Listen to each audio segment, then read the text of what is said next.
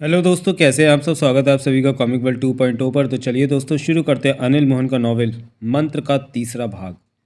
महातांत्रिक ने तांत्रिक भागवत को देखा और टहलने लगा। तांत्रिक भागवत शांत खड़ा रहा। भागवत, महातांत्रिक टहलते हुए कह उठा, देवा ने नगरी के किनारे पर ही डेरा डाल लिया है। यह हमारे लिए बेहतर मौका है देवा की जान लेने का। हमें अपना काम शुरू कर देना चाहिए। तुम्हारी यहाँ की ज़रूरत है महातांत्रिक। मास्टर को सब समझा दिया है कि मास्टर बहुत समझदार है। उससे मैंने मजीरा में भी काम लिया था, वो मुझे बढ़िया लगा, तभी तो उसे साथ ही लेता आया था। मास्टर के बारे में जानने के लिए पढ़े अनिल मोहन कपूर प्रकाशित उपन्यास मास्टर। खिरी ने तो अब मास्टर को अपने हुस्न के जाल में बांध रखा है। मास्टर वही करेगा जो खिरी कहेगी। यह हुस्न वाली भी कमाल की होती है। महातांत्रिक मुस्कुरा कर कह उठा, मर्द सोचता है कि वो औरत को भोग रहा है, जबकि ये बात वो कभी नहीं जान पाता कि औरत उसे भोग रही है। मर्द और औरत का यही चक्र जारी रहता है। तांत्रिक भागवत बोला, परंतु मेरे साथ ऐसा नहीं है। महातांत्रिक ठटका और मुस्कुराकर भागवत को देखा। तारा नाम की वो औरत जब मजीरा से हमारी नगरी की तरफ आने लगी तो मेरी शक्तियों ने मुझे आगाह कर दिया था कि वो शानदार औरत है। इसलिए मैं उस पर काबू पाकर अपने पास ले आया। तारा मुझ पर अपने हुस्न का जाल फेंकने लगी। मैं तो पहले ही उसका दीवाना हो चुका था। मैंने उसे भोगा, जबकि वो सोचती रही कि मैं उसके जाल में फंस गया। फिर मैंने उसे देवा के खिलाफ इस्तेमाल किया और वो देवा की जान लेने चली गई, परंतु कामयाब नहीं हो सकी। मैंने उसे वापस बुलाया और पुनः उसे तैयार किया कि मास्टर के साथ मिलकर वो देवा की जान ले। अब भी वो ये समझ रही है कि मैं उसका दीवाना हुआ पड़ा हूँ, जबकि हकीकत यह है कि मैं उसे सिर्फ इस्तेमाल कर रहा हूँ। तुम्हारी चालों का तो जवाब ही नहीं है महातांत्रिक। तारा के बारे में विस्तार से जानने के लिए पढ़ें सरगना, मास्टर और गुड्डी। ये तीनों ही उपन्यास आपको अनिल मोहन की प्लेलिस्ट में मिल जाएंगे। तभी महातांत्रिक के खास सेवा बंडा ने भीतर प्रवेश किया। तारा आ चुकी है महातांत्रिक, बंडा ने कहा। आओ भागवत। महातांत्रिक दरवाजे की तरफ बढ़ता हुआ बोला, उनसे बात करते हैं। तांत्रिक भागवत इसके साथ हो गया। दोनों बाहर निकले और राहदारी में आगे बढ़ गए। तुम्हें याद है, महातांत्रिक बोला, खिरी को मास्टर और तारा के साथ ही रखना है ताकि वो उन पर नज़र रख सके। बाहरी लोगों पर हमें पूरी तरह भरोसा नहीं करना चाहिए, वो हमें धोखा भी दे सकते हैं। खिरी के बारे में विस्तार से जानने के लिए पढ़े मास्टर और गुड्डी। आप ठीक कहते हैं, परंतु मास्टर पर पूरा यकीन है कि वो कोई धोखा नहीं देगा, और मुझे तारा पर यकीन है कि वो जितनी खूबसूरत है उतनी खतरनाक भी है। दोनों आगे बढ़ते जा रहे थे, बंटा पीछे आ रहा था। एक बड़े से कमरे में मास्टर खिरी मौजूद थे। पतली छरहरी लंबी खिरी की खूबसूरती देखने के लायक थी। वो मास्टर के साथ सटकर बैठी थी। मैंने तेरे को जब मजीरा में देखा तो मैं तभी तेरी दीवानी हो गई थी, परंतु उस वक्त मेरे पास अपना शरीर नहीं था। शरीर तो नगरी में छोड़कर दूसरी दुनिया के मजीरा पर गई थी। जानता है, मजीरा में मेरे पास शरीर होता तो मैं क्या करती। क्या करती? मास्टर ने खिरी को देखा। तेरे को तभी अपना दीवाना बना लेती। तुम औरतें इसके अलावा कर भी कह सकती हो। मास्टर मुस्कुरा पड़ा। खिरी ने हाथ बढ़ाकर उसकी बाहें थाम ली। मुझसे प्यार करते हो ना? बहुत।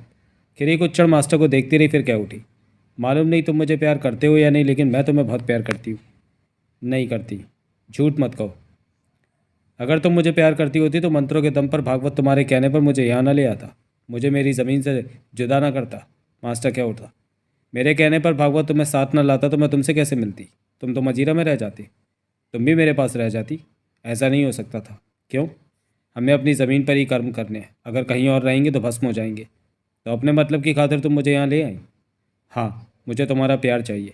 मैंने मजीरा में ही तेरे को देखते ही पसंद कर लिया था। मास्टर चुप रहा। क्या मैं तेरे को अच्छी नहीं लगती? लगती है। मजीरा में होती तो ज़्यादा अच्छी लगती। समझा? तू नाराज़ है कि मैं भागवत से कहकर तेरे को मजीरा से यहाँ क्यों ले आई? यहाँ लाकर महल के कैदखाने में डाल दिया और वहाँ से बाहर निकालने की भी शर्त रख दी। तू तो बेवकूफ़ है मास्टर। क्यों? तेरे को कैसे निकालने का भी तो कोई बहाना चाहिए था, इसलिए। तो देवराज चौहान को ख़त्म करने की बात बहाना है? खिरी मास्टर को देखने लगी, चेहरे पर बेचैनी उभरी। जवाब क्यों नहीं देती? बहाना नहीं है। खिरी सांस लेकर बोली, मजीरा में तू देवा को नहीं मार सका। अगर मैं भागवत से ये ना कहती कि तुझे साथ ले चलते हैं तो वो वापस आते समय तेरी जान ले लेता मास्टर। क्यों? तूने उसका काम जो पूरा नहीं किया, देवा को जो ख़त्म नहीं कर सका। तेरे मर जाने से मेरे को बहुत दुख होता। मैं तेरे को चाहने जो लगी थी। मतलब कि अब मुझे देवराज चौहान को मारना पड़ेगा? मास्टर ने तीखे स्वर में कहा। खिरी ने हाँ में सिर हिलाया। ये काम तुम अपने मंत्रों से भी तो कर सकते हो। भागवत ने मुझे मजीरा में बताया था। आसानी से। तो फिर मंत्रों से क्यों नहीं करते? क्यों? मुझे नगरी की तरक्की के लिए देवा अगर अपने जैसे मानवों के हाथों यहाँ मर जाएगा तो नगरी की तरक्की बहुत होगी। मंत्रों के द्वारा उसकी जान ली तो महज नगरी का बचाव ही हो पाएगा, तरक्की नहीं होगी। मास्टर की नाराज़गी भरी निगाह खिरी के खूबसूरत चेहरे पर टिकी रही। तू ये काम कर दे मास्टर, उसके बाद देखना मैं तेरे से कितना प्यार करूँगी, कितनी खुशी से बीतेगी हमारी ज़िंदगी। अगर ना करना चाहूँ तो? ऐसा मत कह, फिर मैं तुझे नहीं बचा पाऊँगी। तेरे को वापस कैद खाने में डाल देंगे। उसके बाद या तो तेरे को मार दिया जाएगा या तू कैद खाने में पड़ा पड़ा ही मर जाएगा। तब मेरे को बहुत तकलीफ़ होगी। बहुत प्यार करती है तू मेरे से? मास्टर ने उसकी आंखों में झांका। बहुत, कहते हुए खिरी ने अपना चेहरा आगे किया और मास्टर के होंठ चूम लिए। तेरे को जल्दी ही मौका दूंगा ये बात साबित करने का। क्यों नहीं? खिरी मुस्कुरा पड़ी। देख लेना, तेरे इम्तहान में मैं जीत जाऊंगी। मास्टर कुछ कहने लगा कि बाहर आहट गूंजी। खिरी छिटक कर मास्टर से अलग होकर खड़ी हो गई। तभी बंडा ने तारा के साथ भीतर प्रवेश किया। बोला, इसे संभालो, मैं महातांत्रिक को खबर करके आता हूँ। वो कहकर चला गया। तारा ने मास्टर और खिरी पर निगाह डाली। ये तारा है। खिरी ने मास्टर से कहा, तुम्हें इसके साथ काम करना है। देवराज चौहान को मारने का? मास्टर के होठों से निकला। हाँ। तारा और मास्टर ने एक दूसरे को देखा। ये है कौन? मास्टर ने खिरी से पूछा। यूँ समझो कि यही वो जगह है जिसके कारण तुम सब लोग यहाँ आ पहुँचे। यही वो वजह है। मास्टर ने पुनः तारा को सिर से पांव तक देखा। लगता तो नहीं कि ये वजह हो सकती है। तारा के होठों पर हल्की सी मुस्कान उभरी और कुर्सी पर जा बैठी। ये खतरनाक है मास्टर। ये कौन है? खिरी से पूछा तारा ने। मास्टर है ये, मजीरा का है। वहाँ भी इसने देवराज चौहान को खत्म करने की चेष्टा की परंतु सफल नहीं हो सका। अब अपना अधूरा काम यहाँ पूरा करेगा तुम्हारे साथ, खिरी ने कहा। दमखम है इसमें देवराज चौहान से टकराने का। क्या मजीरा में तुमने मास्टर का नाम नहीं सुना? खिरी बोली। मजीरा में इतनी फुर्सत ही कहाँ मिली? तारा ने गहरी सांस ली। दौलत ढूंढ ली थी कि वैन खंडोरों में खड़ी है। ओ मेरे भगवान, तब वैन में भरी दौलत मेरे कितने करीब थी। वो सारी मेरी थी। यह सब विस्तार से जानने के लिए पढ़ें सरगना और मास्टर। सपने देखना बंद कर दे। तारा ने खुद को सोचों से बाहर निकाला और कह उठी। लेकिन तभी सरदार जगदम्बा ने अपने साथियों के साथ मुझे घेर लिया। उस कमीने का दिल मुझ पर आ गया और मुझे अपने कबीले में ले गया। मुझसे शादी कर ली। वैन में भरी वो सारी दौलत उसने अपने खजाने में मीनार में कहीं रख दी। उसके बाद तो मैं जगदम्बा के खजाने को पाने में ही उलझ गई। मजीरा के मास्टर को देख सुन पाने का वक्त ही कहाँ था मेरे पास। लेकिन तुम कहती हो तो मान लेती हूँ कि यह दमखम रखता होगा। मास्टर तारा को देखता रहा। इरादा है तेरा देवराज चौहान को ख़त्म करने का? तारा ने पूछा। नहीं। मतलब कि ये लोग ज़बरदस्ती तेरे से काम ले रहे हैं? मेरी देवराज चौहान से कोई दुश्मनी, मैं उसे नहीं मारना चाहता।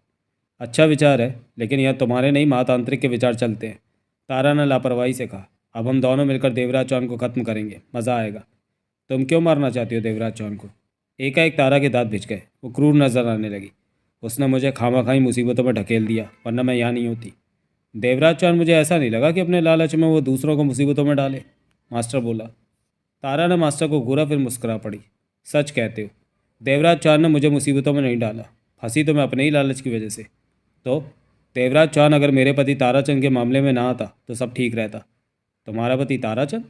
मास्टर गहरी सांस लेकर बोला। अभी तो तुम जगदम्बा से ब्याह की बात किस किस को याद रखोगे? मेरे बहुत पति हैं, तारा व्यंग्य से कह उठी। ताराचंद से मैं मिला था। कहाँ? महल के कैद खाने में, मैं भी वहीं कैद था। जानती हूँ, महातांत्रिक मुझे बता चुका है। तारा दांत भींच कर बोली। वो कमीना बुरी मौत मरेगा। देवी पीताम्बरी के आने की देर है, उसके बाद तो उसकी। देवी पीताम्बरी कल शाम ही आ गई है। ओह। तारा के चेहरे पर जहरीली मुस्कान उभरी। फिर तो उसकी ज़िंदगी ज़्यादा नहीं। उसी पल कदमों की आटों के साथ महातांत्रिक और तांत्रिक भागवत ने भीतर प्रवेश किया। बंडा दरवाजे पर ही खड़ा रहा। मास्टर ने महातांत्रिक को पहली बार देखा था। तो ये है मास्टर। महातांत्रिक ने मास्टर को देखा। हाँ महातांत्रिक, भागवत बोला। क्या तू देवा को ख़त्म करने को तैयार है? महातांत्रिक ने मास्टर से पूछा। हाँ, लेकिन बाद में मेरा क्या होगा? मास्टर ने पूछा। क्या चाहता है तू? मुझे वापस मजीरा भेजा जाए, मास्टर बोला। वहाँ क्यों जाना चाहता है? हमारे साथ रह, हम तेरे को तंत्र मंत्र का ज्ञान देंगे। मैं अपनी ज़मीन नहीं छोड़ना चाहता। ठीक है, देवा को ख़त्म कर, उसके बाद हम तेरे को मजीरा पहुँचा देंगे। खिरी बेचैन दिखी। महातांत्रिक ने तारा को देखा तो वह मुस्कुरा पड़ी। तू तो मेरी जान है तारा। महातांत्रिक क्या उठा। झूठे कहीं के। सच, तेरे बिना मेरा वक्त बीतना कठिन है। तू जल्दी से देवा को ख़त्म करके मेरे पास आ जा। बहुत जल्दी वापस आऊँगी महातांत्रिक। तेरे से किया वादा याद है? कैसा वादा? जवान होने वाली दवा मुझे देने का वादा? वो तो मैंने कब की मंगवा रखी है। तू देवा को ख़त्म करके आ और दवा ले ले। दवा लेते ही तू 16 की हो जाएगी। इसी वक्त? नहीं, 8 दिन लगेंगे। हर दिन तेरी उम्र कम होती लगेगी और 8वें दिन तो तू 16 की दिखने लगेगी। ओह हाँ, कितना अच्छा लगेगा तब। महातांत्रिक मुस्कुराता हुआ से देखता रहा। एक शिकायत है तेरे से। वो भी बता। खिरी से अभी अभी पता चला कि देवी पीताम्बरी नगरी में लौट आई है। तो कैद खाने में ताराचंद है। देवी पीताम्बरी से मुझे इजाज़त दिलवा दे कि ताराचंद को मैं मार सकूं। देवी पीताम्बरी पसंद नहीं करती कि कोई उसके कामों में दखल दे, लेकिन ये वादा है कि ताराचंद बचेगा नहीं। पक्का वादा? हाँ। महातांत्रिक ने कहा और मास्टर को देखा। तुम दोनों देवा की जान लेने को तैयार हो? हाँ, तारा बोली। मास्टर ने हौले से सिर हिला दिया। खिरी, इन्हें अपने साथ ले जा। इन्हें जो हथियार चाहिए दे देना, और तू इनके साथ रहना। ज़रूरत पड़ने पर इनकी सहायता भी कर देना। मैं जल्द से जल्द देवा की मौत की खबर सुनना चाहता हूँ। ऐसा ही होगा महातांत्रिक, खिरी ने कहा और तारा मास्टर के साथ वहाँ से बाहर निकल गई। महातांत्रिक मुस्कुराते हुए कह उठा, सितारे हमारे साथ है भागवत, आज हमें अच्छी खबर ज़रूर मिलेगी। अवश्य महातांत्रिक। नगीना रूपी गुड्डी से मुलाकात करने के बाद महाजन ने खुद को कमरे में बंद कर लिया था। उसके बाद तो हर पल वो विचारों के तूफान में खुद को फंसा पा रहा था। इतना तो वो जान चुका था कि पीताम्बरी सज़ा के तौर पर उसकी जान लेकर आएगी। मोना चौधरी उसे नहीं बचा पाएगी। महाजन को उलझन तो इस बात की थी कि पीताम्बरी उसे सज़ा दिलाने पर दृढ़ थी, परंतु मोना चौधरी ने पुरजोर कोशिश नहीं की पीताम्बरी के शब्दों को काटने की। महाजन गुड्डी की बात पर विचार कर रहा था। स्पष्ट था कि यहाँ रहेगा तो मौत ही मिलेगी। जान बचाने की चेष्टा में उसका यहाँ से निकल जाना ठीक था, तब शायद वो खुद को बचा सके। नगीना यानी गुड्डी ने उसे कहा था कि हवा उसे खींचती हुई उस तरफ ले जाएगी जिधर देवराज चौहान मौजूद है। कई बार महाजन की सोचें बिगड़ जाती कि क्या सच है और क्या झूठ, परंतु ये तो स्पष्ट था कि यहाँ रहना मौत को दावत देना था। तभी दरवाज़ा खुला और मोना चौधरी ने भीतर प्रवेश किया। महाजन की निगाहों में उसे देखते ही टीकापन आ गया। मोना चौधरी गंभीर नजर आ रही थी। कहो। महाजन का सर शांत था। पीताम्बरी अब वो नहीं रही जो पहले थी, मोना चौधरी ने गंभीर स्वर में कहा। तुम ये बात मुझे बताने आई हो बेबी? महाजन के चेहरे पर कड़वी मुस्कान आ ठहरी।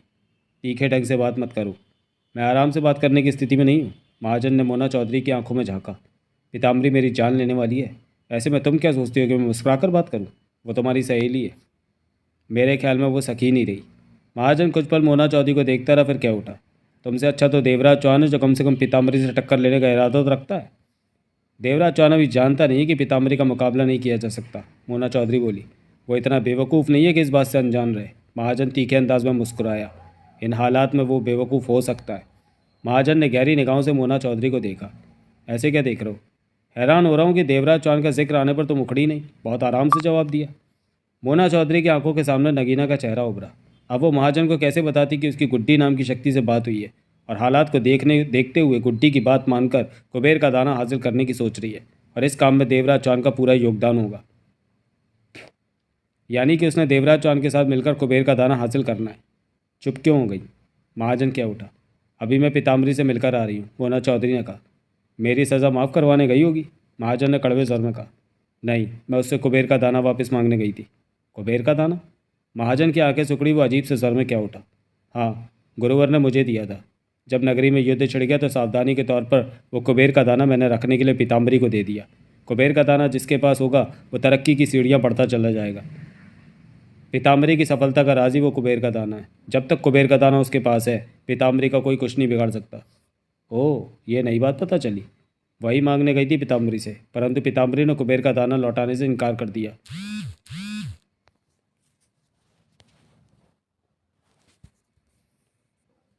वही मांगने गई सॉरी तुमने कैसे सोच लिया कि इतना महत्वपूर्ण कुबेर का दाना वो तुम्हें लौटा देगी? मैंने तो अपनी कोशिश करनी थी।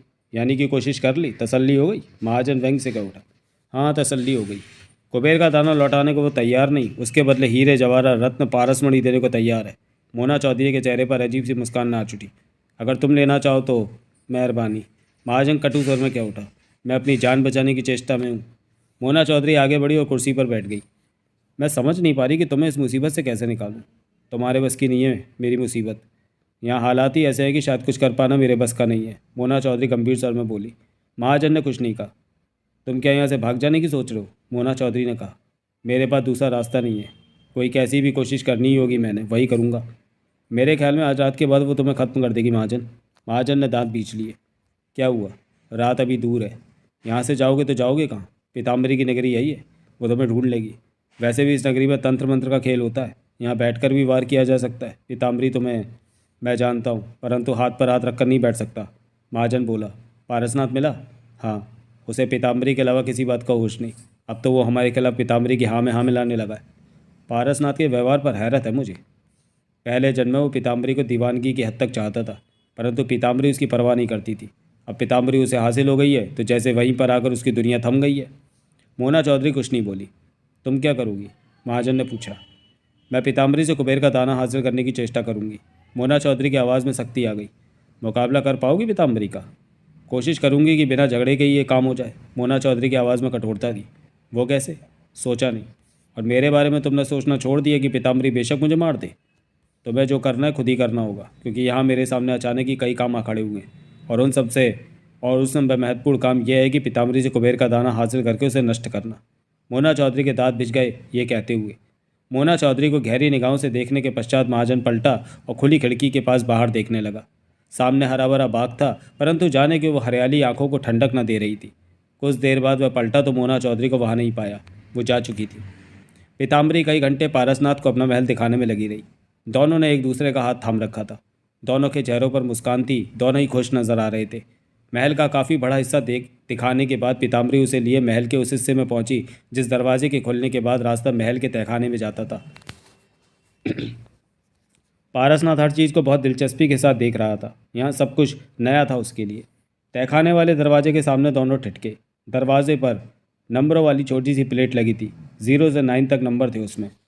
ये नंबर प्लेट कैसी? पारसनाथ ने पूछा। इस दरवाजे को खोलने के लिए, पीताम्बरी ने मुस्कुराकर कहा। ये देखो। कहने के साथ ही पीताम्बरी ने 9 और 0 दबाया तो उसी पल वो दरवाज़ा खुलना शुरू हो गया। ओह, समझा। पारसनाथ ने सिर हिलाया। इस दरवाजे को कैसे खोला जाता है हर कोई नहीं जानता। जब भी ज़रूरत महसूस करती हूँ दरवाज़ा खोलने का नंबर बदल देती हूँ ताकि कोई शरारत करके दरवाज़ा खोलकर भीतर न जा सके। भीतर क्या है? यहाँ से मेरा प्रयोग गढ़ शुरू होता है, पीताम्बरी ने कहा। यह जगह मेरे आविष्कारों का गढ़ है। भीतर हर किसी को जाने की इजाज़त नहीं है। यह बेहद महत्वपूर्ण जगह है। पाठकों को याद होगा कि पूर्व प्रकाशित उपन्यास गुड्डी में रंगीली मोना चौधरी को इस जगह पर लेकर आ चुकी है। मोना चौधरी के साथ साथ पाठक भी इस जगह का कुछ भीतरी हाल देख चुके हैं। तब तो ये जगह सबसे हटकर होगी। हाँ, यहाँ पर आरोमा, रंगील और 2-3 लोग हैं जो बेरोक टोक आ जा सकते हैं। आओ, मैं तुम्हें भीतर की सारी जगह दिखाती हूँ। सब चीज़ों से पहचान कर लो। अब हम दोनों मिलकर आविष्कार किया करेंगे। क्यों नहीं? पारसनाथ ने पीताम्बरी के साथ वहाँ के सारे कमरे देखे। पीताम्बरी के किताब घर में पहुँचते ही पारसनाथ के कदम ठिठके। ये क्या? कैसी जगह है? ये मेरी किताबें हैं। पारसनाथ की निगाह हर तरफ घूमने लगी। बहुत बड़े हॉलनुमा कमरे की दीवारों के साथ साथ कतारबद्ध अलमारियाँ खड़ी थीं जिनमें हाथ की लिखी स्याही से बड़े बड़े पन्नों की किताबें दिखाई दे रही थीं। कई अलमारियों के पट खुले थे और किताबों का आकार प्रकार झलक रहा था। इसी तरह कुछ किताबें उस बड़ी सी टेबल पर खुली पड़ी थी जिसके आसपास कुर्सियाँ रखी थी। कैसी अजीब किताबें हैं ये। तुम्हारी दुनिया की तरह ये किताबें छपाई से तैयार नहीं करवाई जाती, हाथ से लिखी जाती हैं। छपाई की तकनीक हमारे यहाँ इसलिए विकसित नहीं हो सकी कि पर्याप्त फुर्सत ही नहीं मिली इस तरफ ध्यान देने की। पारसनाथ आगे बढ़ा और टेबल पर खुली पड़ी किताब को ध्यान से देखने लगा। बहुत पुरानी हो चुकी हैं किताबें, परंतु मेरे लिए एक खजाना है, क्योंकि जादू, टोनों और तंत्र मंत्र के आविष्कारों की विधि इन्हीं किताबों में से तलाश करके ही आगे बढ़ा जाता है। इसलिए इन्हें बहुत संभाल कर रखना पड़ता है।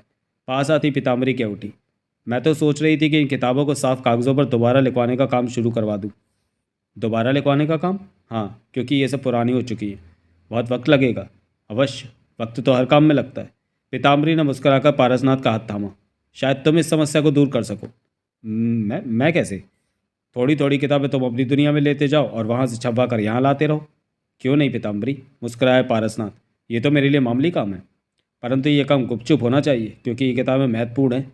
तुम सब कुछ मुझ पर छोड़ दो। यूँ मुझे किसी पर भरोसा नहीं कि किताब का एक पन्ना भी किसी को संभालने के लिए दे दूँ। मेरी जान बसती है इन सब किताबों में, परंतु मुझे तुम पर भरोसा है। जानती हूँ कि तुम मेरी अमानत को अपनी जान से भी ज़्यादा सुरक्षित रखोगे। पारसनाथ ने प्यार भरी निगाहों से पीताम्बरी को देखा। ऐसे मत देखो। पीताम्बरी की गहरी सांस लेकर छुई मुई हो उठी। क्यों? दिल में कुछ कुछ होता है। पारसनाथ ने एक कदम आगे बढ़ाकर पीताम्बरी को बाहों के घेरे में ले लिया। छोड़ो भी। क्यों? पारसनाथ की सांस गर्म होने लगी। कुछ घंटों की बात है रात होने में। पीताम्बरी आह भरकर बोली। आने वाली रात हमारे मिलन की रात होगी। तब मुझे जी भर कर प्यार करना। इतना कि कल आंखें खोलूँ तो खुलने का नाम न लें। मैं रात को बहुत लंबी कर दूंगा। हमारे प्यार की ऐसी रात होगी कि जिसमें सवेरा नहीं होगा। हम प्यारी नहीं परसू। पीताम्बरी कह उठी। ऐसी रात नहीं चाहिए मुझे। क्यों? पारसनाथ अलग हुआ। प्यार अपनी जगह, कर्म अपनी जगह। कर्म के बिना तो मेरे लिए एक निवाला लेना भी कठिन है। पारसनाथ ने दोनों हथेलियों में उसके गालों को छुपा लिया। कर्म भी होंगे और प्यार भी। सब कुछ होगा जो तुम चाहोगी। ओ मेरे परसू। पीताम्बरी उससे लिपट गई। पारसनाथ ने भी उसे भींच लिया। कई पल प्यार के उस मौसम में गुपचुप निकल गए। एकाएक पीताम्बरी अलग हुई और मुस्कुराकर बोली। जाने के तुम पास होते हो तो मैं अपने पर काबू नहीं रख पाती। यही तो प्यार है। मैं तेरे को इससे आगे दिखाती कल देखूंगा। अभी तो मेरा मन तेरे को प्यार करने का है, अन्य किसी काम में मन नहीं लग रहा। पारसनाथ मुस्कुराया। जैसी तेरी मर्जी, चल ऊपर महल में चलते हैं। दोनों वापस तहखाने से बाहर की तरफ बढ़ गए। बाहर निकले, पीताम्बरी ने दरवाज़ा बंद किया। पलटकर एक रास्ते पर बढ़ गए। कितना सुकून है यहाँ, पारसनाथ ने कहा। हाँ, महल में ज़्यादा लोगों को आने जाने नहीं देती, शांति भंग हो जाती है। मुझे तो अफसोस हो रहा है कि पीताम्बरी कि हमें मिलने में कितनी देर लग गई, पारसनाथ भारी स्वर में बोला। मिलन का वक्त जब आता है तभी मिलने के दरवाजे खुलते हैं। तू पहले आ जाता तो हो सकता था मैं ऐसी स्थिति में फंसी होती कि तेरे को स्वीकार न कर पाती परसू। पीताम्बरी ने प्यार से कहा। जो होता है अच्छा ही होता है। सुन, मैं नील सिंह के बारे में सोच रही हूँ। महाजन के बारे में क्या? पारसनाथ ने ठिठक कर उसे देखा। महातांत्रिक को बुलाकर उससे बात करती हो कि नील सिंह को माफ़ कर। कभी नहीं। पारसनाथ डरता भरे स्वर में क्या उठा। क्यों? नगरी के नियमों के खिलाफ हम ही जाएंगे तो नियमों की परवाह कौन करेगा? पारसनाथ का स्वर पक्का था। महाजन को सज़ा मिलेगी तो देखने वालों को सबक भी मिलेगा कि नियम सबके लिए एक से हैं। जैसा तुम ठीक समझो। मैंने सोचा शायद तुम नील सिंह का जीवन चाहते होगे। ऐसा होता तो मैं तुमसे कह देता पीताम्बरी, हम दोनों एक ही तो हैं। दोनों हाथों में हाथ डाले पुनः आगे बढ़ने लगे। समय क्या हुआ है? पारसनाथ ने पूछा। तीसरे पैर का आरंभ हो चुका है। इसका मतलब 4 या 5 बजे होंगे, पारसनाथ ने कहा। हमारे यहाँ आज भी वक्त का हिसाब पहर से होता है। तुम्हारी दुनिया की तरह हम घड़ियाँ नहीं रखते, पीताम्बरी ने कहा। लेकिन तुमने वक्त क्यों पूछा? रात का इंतज़ार है मुझे। पारसनाथ प्यार भरी निगाहों से पीताम्बरी को देखते हुए क्या उठा। पीताम्बरी भी प्यार में डूबी मुस्कुरा पड़ी। कितना अच्छा होगा वो वक्त जब हमारा मिलन होगा। पीताम्बरी गहरी सांस लेकर क्या उठी। मैंने एक बार अपने देवताओं से पूछा था कि मुझे प्यार करने वाला कोई होगा कि नहीं, तो उन्होंने जवाब दिया तुम्हारा पूर्व प्रेमी आएगा। तब मैं नहीं समझ पाई कि मेरा कौन सा पूर्व प्रेमी है। मैं तुम्हें भूल ही गई थी। जब तुम नगरी की तरफ आए तो मुझे ध्यान आया कि तुम ही मेरे पूर्व प्रेमी हो। तुम्हें तो मेरे पास आना ही था और मैं आ गया, पारसनाथ ने प्यार भरे स्वर में कहा। दोनों प्यार की दुनिया में डूबे हुए थे। आगे राहदारी मुड़ी तो वो भी मुड़े। अगले ही पल ठिठक गए। सामने रंगीली नगीना के साथ आ रही थी। गुड्डी की आंखों में कांच की चमक थी, यानी कि उसमें इस वक्त गुड्डी मौजूद थी। रंगीली और नगीना भी ठटकी। तुम यहाँ कहाँ रंगीली? पूछते हुए पीताम्बरी की निगाह नगीना पर गई। बेला तुमसे मिलने को अधीर थी, रंगीली ने कहा। सोचा राहदारियों का फेरा लगा लेती हूँ कि शायद कहीं पर मुलाकात हो जाए, और हो भी गई। पीताम्बरी की निगाह नगीना पर जा टिकी। कहो बेला, ऐसा क्या आवश्यक काम पड़ गया कि मुझे ढूंढना पड़ा? मेरे साथियों को कैद खाने से बाहर। ओह, मैं तो भूल ही गई थी। पीताम्बरी मुस्करा पड़ी। परसों का संग पकड़ कुछ भी याद नहीं रहा। गुड्डी शांत सी पीताम्बरी को देख रही थी। बहुत जल्दी उन्हें कैद खाने से मैं बाहर निकाल दूंगी। अभी क्यों नहीं? मैंने सोच रखा कि जब तक परसों के साथ मेरे मिलन की रात संपूर्ण नहीं हो जाती तब तक कोई काम नहीं करूंगी। तुम मत करो, उन्हें आज़ाद करने को रंगीली से कह दो, गुड्डी बोली। ये काम कल सुबह मैं अपने हाथों से करूंगी। गुड्डी मुस्कुरा पड़ी। ठीक है पीताम्बरी, लेकिन सुबह भूल मत जाना, मुझे याद रहेगा। पता चला है कि मिन्नो तुमसे मिलने आई थी, कोई खास बात थी क्या? गुड्डी ने पूछा। तू कैसे कहती है कि खास बात रही होगी? मैंने मिन्नो को कुछ व्याकुल देखा था। मिन्नो का तो स्वभाव ही ऐसा है बेला कि वह ज़रा ज़रा सी बात पर व्याकुल हो जाती है, पीताम्बरी ने मुस्कुराकर लापरवाही से कहा। वो चाहती है कि मैं नील सिंह को सज़ा ना दूं, और यह बात संभव नहीं है। ये तुम जानो, इस मामले में मैं ना बोलूँगी। मिन्नो तो मुझे दुश्मन मानती है क्योंकि मैं देवराज चौहान की पत्नी हूँ। गुड्डी ने गहरी सांस लेकर कहा। शायद जलती भी होगी मनी मन कि मैं उसकी पत्नी हूँ। पीताम्बरी धीरे से हंस पड़ी, फिर पारसनाथ को देखा। क्यों परसू, मिन्नो को क्या जलन होती है इस बात से? कह नहीं सकता, पारसनाथ सोच भरे स्वर में बोला। मैंने तो मोना चौधरी को देवराज चौहान से दुश्मनी निकालते ही देखा है। अब मिन्नो के दिल की बात तुम्हें कैसे पता चलेगी? गुड्डी क्या उठी। पीताम्बरी ने रंगीली से कहा। महातांत्रिक से कहो हमसे मिले, अभी अभी जाती हूँ उसके पास। चलो बेला, कल सुबह मेरे साथियों को कैद से बाहर। गुड्डी ने पीताम्बरी से कहना चाहा कि पीताम्बरी क्या उठी। निश्चिंत रहो, मुझे याद रहेगा। रंगीली गुड्डी के साथ चली गई। महातांत्रिक से क्या काम पड़ गया? पारसनाथ बोला। तीसरा पैर शुरू हो चुका है और देवा के बारे में कोई खबर नहीं आई कि महातांत्रिक ने क्या किया। समझा। आओ बैठक की तरफ चलते हैं। महातांत्रिक ने वहाँ पहुँचने में ज़्यादा देर न लगाई। देवी पीताम्बरी के आगे सिर झुकाता हूँ, महातांत्रिक ने महल की बैठक में सामने पड़ते ही कहा। पीताम्बरी और पारसनाथ एक दूसरे का हाथ थामे सोफे जैसी कुर्सी पर बैठे थे। दोनों के चेहरे खुशी से दमक रहे थे। दोनों की आंखों से प्रेम टपक रहा था। अभी तक हमें देवा की कोई खबर नहीं मिली महातांत्रिक, पीताम्बरी ने कहा। किसी भी पल उनकी खबर मिल जाएगी। मास्टर और तारा को मैंने देवा की तरफ रवाना कर दिया है, साथ में खिरी भी है। वो किसी भी वक्त देवा को ख़त्म कर देंगे। देवा के साथ जग्गू, सितारा और बेला है, उनसे भी मुकाबला करना पड़ेगा। उन सब का मुकाबला करने में तारा और मास्टर सक्षम है। मुझे नहीं लगता कि वे सफल हो पाएंगे। संदेह क्यों देवी? मालूम नहीं, परंतु मन में संदेह बसा हुआ है। क्या ये बेहतर नहीं होता कि उनके साथ किसी और को भी कर देते महातांत्रिक? इससे क्या फ़ायदा होता? खिरी साथ में है, कठिन वक्त में उनका साथ दे देती। कुछ पल रुककर पीताम्बरी कह उठी, कैद खाने में देवा की दुनिया के और भी लोग हैं, उन्हें मास्टर और तारा के साथ कर देते, तब तो काम में ज़रा भी सफलता न मिलती। पारसनाथ कह उठा। क्यों? पीताम्बरी ने उसे देखा। वो सब देवराज चौहान के ही तो साथी हैं। गुलचंद, भंवर सिंह त्रिवेणी, ताराचंद, मनसुख, सब देवराज चौहान की तरफ से हैं। वो तो मास्टर और तारा को भी नुकसान पहुंचा सकते थे। ओह, ये बात मेरे को याद ना रही। परंतु मुझे संदेह है कि मास्टर और तारा सफल होंगे, पारसनाथ ने कहा। यूं तो देवा अकेले ही उन पर भारी होगा, फिर उसके साथ जगमोहन है, नगीना है, ये दोनों लड़ाई का पैतरा जानते हैं। उनके साथ खिरी भी तो है। पीताम्बरी मुस्कुराई। हाँ, ज़रूरत पड़ने पर तो वो मंत्र का इस्तेमाल करके उनकी ताकत को बेकार कर सकती है। अवश्य देवी, पीताम्बरी ने महातांत्रिक से कहा। देवा के बारे में जो भी खबर हो मुझ तक जल्द से जल्द पहुंचनी चाहिए। अवश्य। अब मैं इजाज़त चाहूँगा। महातांत्रिक चला गया। पीताम्बरी और पारसनाथ ने एक दूसरे को देखा। दिन का यह अंतिम पैर बीतने का नाम ही नहीं ले रहा। रात का इंतज़ार लंबा होता चला जा रहा है। इंतज़ार बेहद कठिन काम होता है, पीताम्बरी मुस्कुराकर बोली। तभी रंगीली वहाँ पहुँची। आज तो पीताम्बरी बहुत खुश नज़र आ रही है, रंगीली कह उठी। खुश क्या न होंगी रंगीली, परसों के साथ मिलन की पहली रात करीब आती जा रही है। देवता आपको इसी तरह खुश रखे। हमारे शयन कक्ष को सजा दो, हर तरफ इत्र की महक उठनी चाहिए। काले गुलाब और नीले गेंदे के फूलों को हर तरफ बिखेर दो। गुलाब, चमेली और सूर्यमुखी की मदरा वहाँ मौजूद रहे, इतनी कि हम रात भर उसका सेवन करते रहें और वो खत्म ना हो। पीताम्बरी खुशी भरे स्वर में कह रही थी। अवश्य, मैं अभी इसी काम पर लग जाती हूँ, कहकर रंगीली चली गई। परसों, पीताम्बरी उसका हाथ दबाते हुए कह उठी। किसी अन्य चीज़ की आवश्यकता हो तो बता दो। मुझे तुम्हारे अलावा किसी चीज़ की ज़रूरत नहीं। मेरे लिए तो तुम ही बिस्तर हो, तुम ही मदरा हो, सिर्फ तुम ही सब कुछ हो। तुम्हें प्यार करने के लिए मुझे किसी सहारे की ज़रूरत नहीं, लेकिन मुझे मदरा की सख्त ज़रूरत है। व्यस्तता ने मेरा जीवन मशीन बना दिया है। मदरा लेने के बाद तो मुझे होश आता है कि मैं भी इंसान हूँ, मेरी भी इच्छाएं, चाहत है, सपने हैं। ऐसी बात है मैं तुम्हें अपने हाथों से पिलाऊंगा। ओह परसू। पीताम्बरी। बैठे ही बैठे दोनों ने एक दूसरे को अंक में भर लिया। कितने अच्छे लग रहे हैं दोनों। मोना चौधरी के इस आवाज़ के साथ ही दोनों उसी पल अलग हो गए। दोनों की निगाह रेलिंग पर पहली मंजिल पर गई। मोना चौधरी वहाँ खड़ी मुस्कुराती हुई उन्हें देख रही थी। मिन्नो तू? पीताम्बरी के होठों से निकला।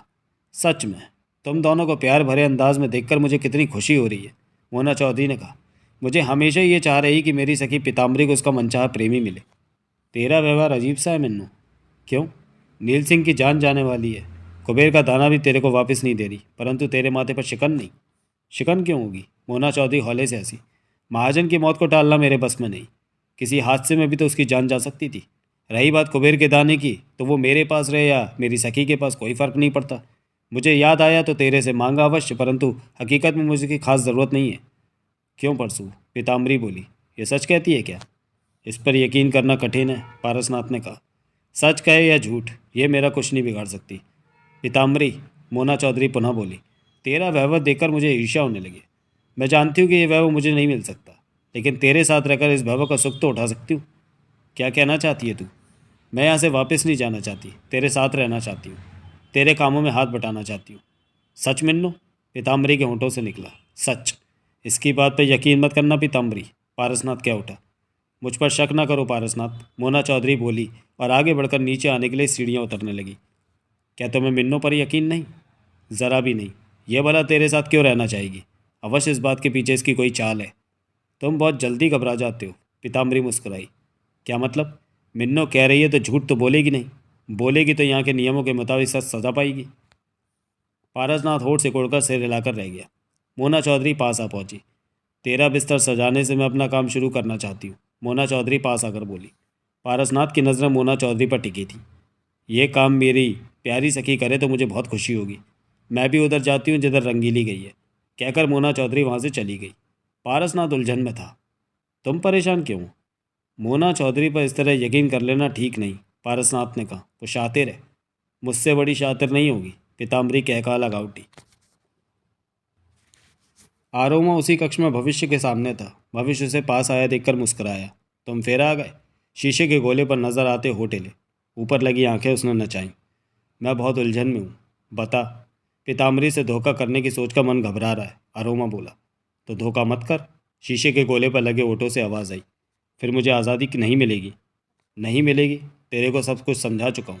पीताम्बरी के हाथ से मुक्त होना चाहता है तो पीताम्बरी से धोखा कर, देवा से बात कर, उसके हक में काम कर, तो शायद तेरे को मुक्त होने का रास्ता दिख जाए। पीताम्बरी को पता चल गया कि मैं देवा से मिल गया हूँ तो वो तेरी जान ले लेगी। आरोमा परेशान दिखा। क्या कोई दूसरा रास्ता नहीं है मेरी आज़ादी का? नहीं, जो बातें मेरे से कर चुका है वो दोबारा ना कर। भविष्य ने कहा, तूने मेरा निर्माण किया है इसलिए तेरे को ये बातें बता देता हूँ, वरना मैं किसी से बात भी नहीं करता। इस दुनिया में जो भी होना है वो सब कुछ तो मेरे ही भीतर है। अगर सब कुछ तेरे को बता दूंगा तो मेरे को याद ही कौन रखेगा? वैसे तू बहुत डरपोक है। कैसे? पीताम्बरी को धोखा देने में तेरा दिल कांप रहा है। भविष्य मुस्कुराया। उसके पास ताकत है और तेरे को उससे मुक्ति चाहिए। यही तो समस्या है। भीतर का डर निकाल दे, तभी तो अपने लिए कुछ कर सकेगा, वरना यहीं का यहीं रह जाएगा। आरोमा खामोश रहा। अब क्या सोचता है? देवा को देखने गया था, वो कहाँ है? तो उससे बात करता। मेरे साथ दो लोग और भी थे। समझा। वैसे भी उससे क्या कहता?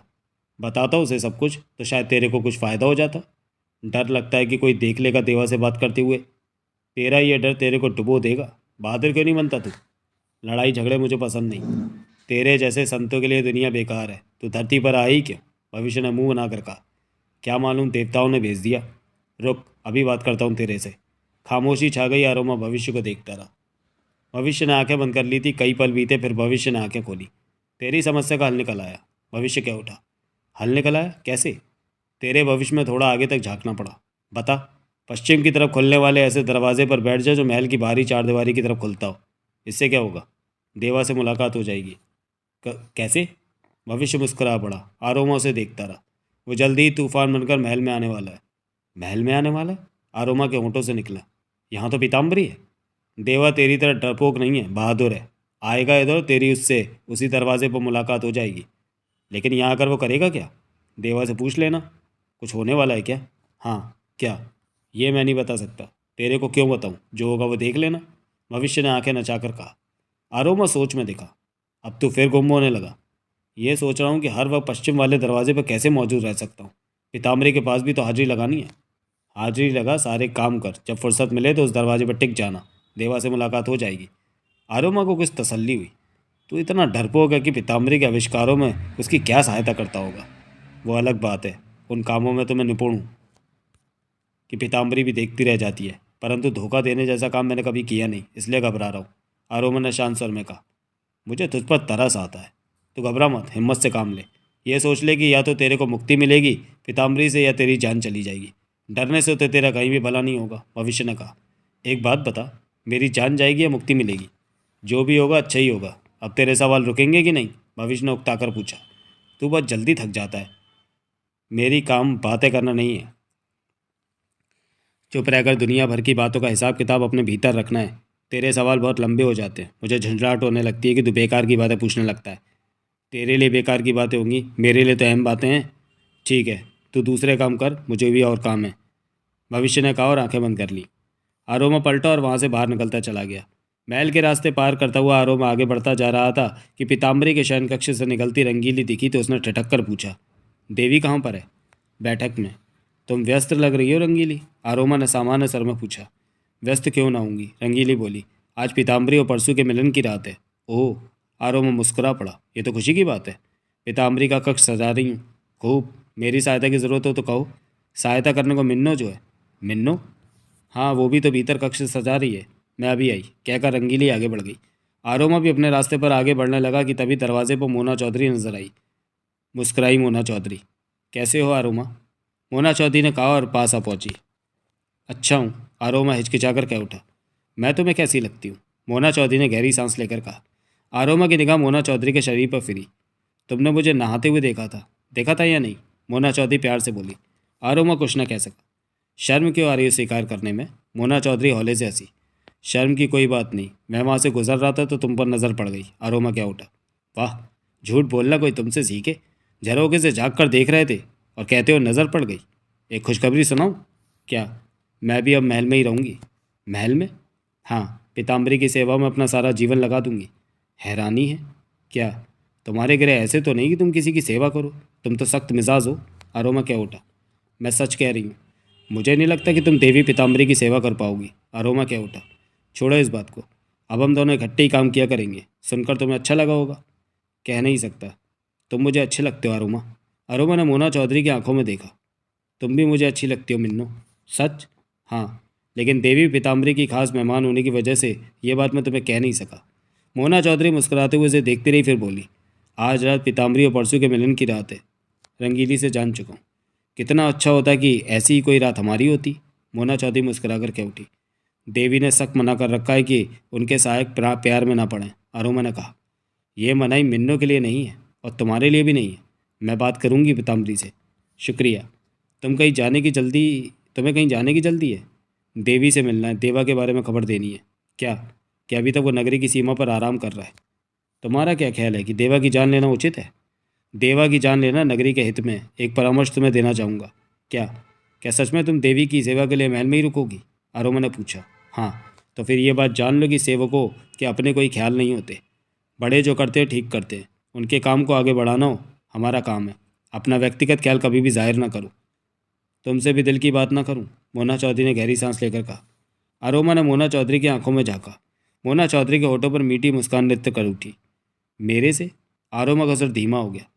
तुम कैसी भी बात कर सकती हो, वो बात मुझ तक ही रहेगी, क्योंकि मैं तुम्हें पसंद करता हूँ मिन्नो। तुम्हारा सामीप्य पाकर मुझे प्रसन्नता होगी। सच में तुम बहुत समझदार हो। देवी पीताम्बरी भी यही कहती है। अब मैं जाना चाहूँगा। दोबारा शीघ्र ही मिलना, मोना चौधरी ने कहा। आरोमा ने सिर हिला दिया, फिर आगे बढ़ गया। मोना चौधरी वहीं खड़ी होंठ सिकोड़े उसे जाती देखती रही, फिर पलटकर कमरे में चली गई। परसों पीताम्बरी और पारसनाथ एक दूसरे का हाथ थामे बैठक में बैठे थे कि पीताम्बरी बोली, शाम ढलने लगी होगी। बहुत धीमा वक्त बीत रहा है। पारसनाथ ने गहरी सांस लेकर कहा। इंतज़ार करोगे रात का तो वक्त धीमा ही बीतेगा। पीताम्बरी ने खिलखिलाकर कहा, उठ खड़ी हुई। कहाँ जा रही हो? एक नज़र मार लूँ कि रंगीली क्या कर रही है। मैं भी साथ चलता हूँ। क्यों नहीं? पारसनाथ भी उठा और एकाएक कह उठा। जाने क्यों मुझे मोना चौधरी का आसपास रहना अच्छा नहीं लग रहा। तुम व्यर्थ में चिंता करते हो परसू। मुझ पर भरोसा रखो। यहाँ अपना वक्त आराम से बिताओ। मैं तुम्हें ढेर सारी विद्याएं सिखा दूंगी। उसके बाद तुम कर्म में इतने व्यस्त हो जाओगे कि तुम्हें कुछ भी याद न रहेगा। तुम्हें न भूलूंगा। हमारी हर रात मज़ा करेगी। अवश्य, अगर हमारे कर्म सुचारू रूप से चलते हैं तो। दोनों आगे बढ़े कि सामने से आरोमा आता दिखा। कहो आरोमा, मैं अभी देवा की तरफ होकर आया हूँ। नगरी की सीमा पर जग्गू, बेला और सितारा के साथ चैन की नींद ले रहा है। कुछ ही देर की बात है, उसके बाद देवा शायद जीवित ना रहे। किसी को वहाँ भेजो और खबर मुझे देते रहो। आरोमा ने सिर हिलाया और कहा, मिन्नो क्या आपकी सेविका की कार करेगी? हाँ, अगर वो चाहे तो मेरी बेहतरीन सेविका बन सकेगी। सखी तो है ही। तुम जाओ, देवा के बारे में मुझे खबर दो। आरोमा पलटकर चला गया। आरोमा सीधा अपने उसी कमरे में पहुंचा जहां भविष्य मौजूद था। तुम फिर आ गए? अब तुम तंग करने लगे हो मुझे। भविष्य मुंह बनाकर कह उठा। गड़बड़ हो रही है। क्या? देवी पीताम्बरी ने देवा को मार देने का इंतज़ाम कर दिया है और तुम कहते हो कि मैं देवा का साथ दूं? देवा यहाँ पर आएगा तो मुझसे मुलाकात होगी। मैं तुम्हारी बात को कैसे सच मानूं कि? भविष्य मुस्कुरा पड़ा। उसकी मुस्कान देखकर आरोमा एकाएक चुप हो गया था। बच्चे हो तुम, बच्चों की तरह व्यवहार करते हो। ऐसा क्या कह दिया मैंने?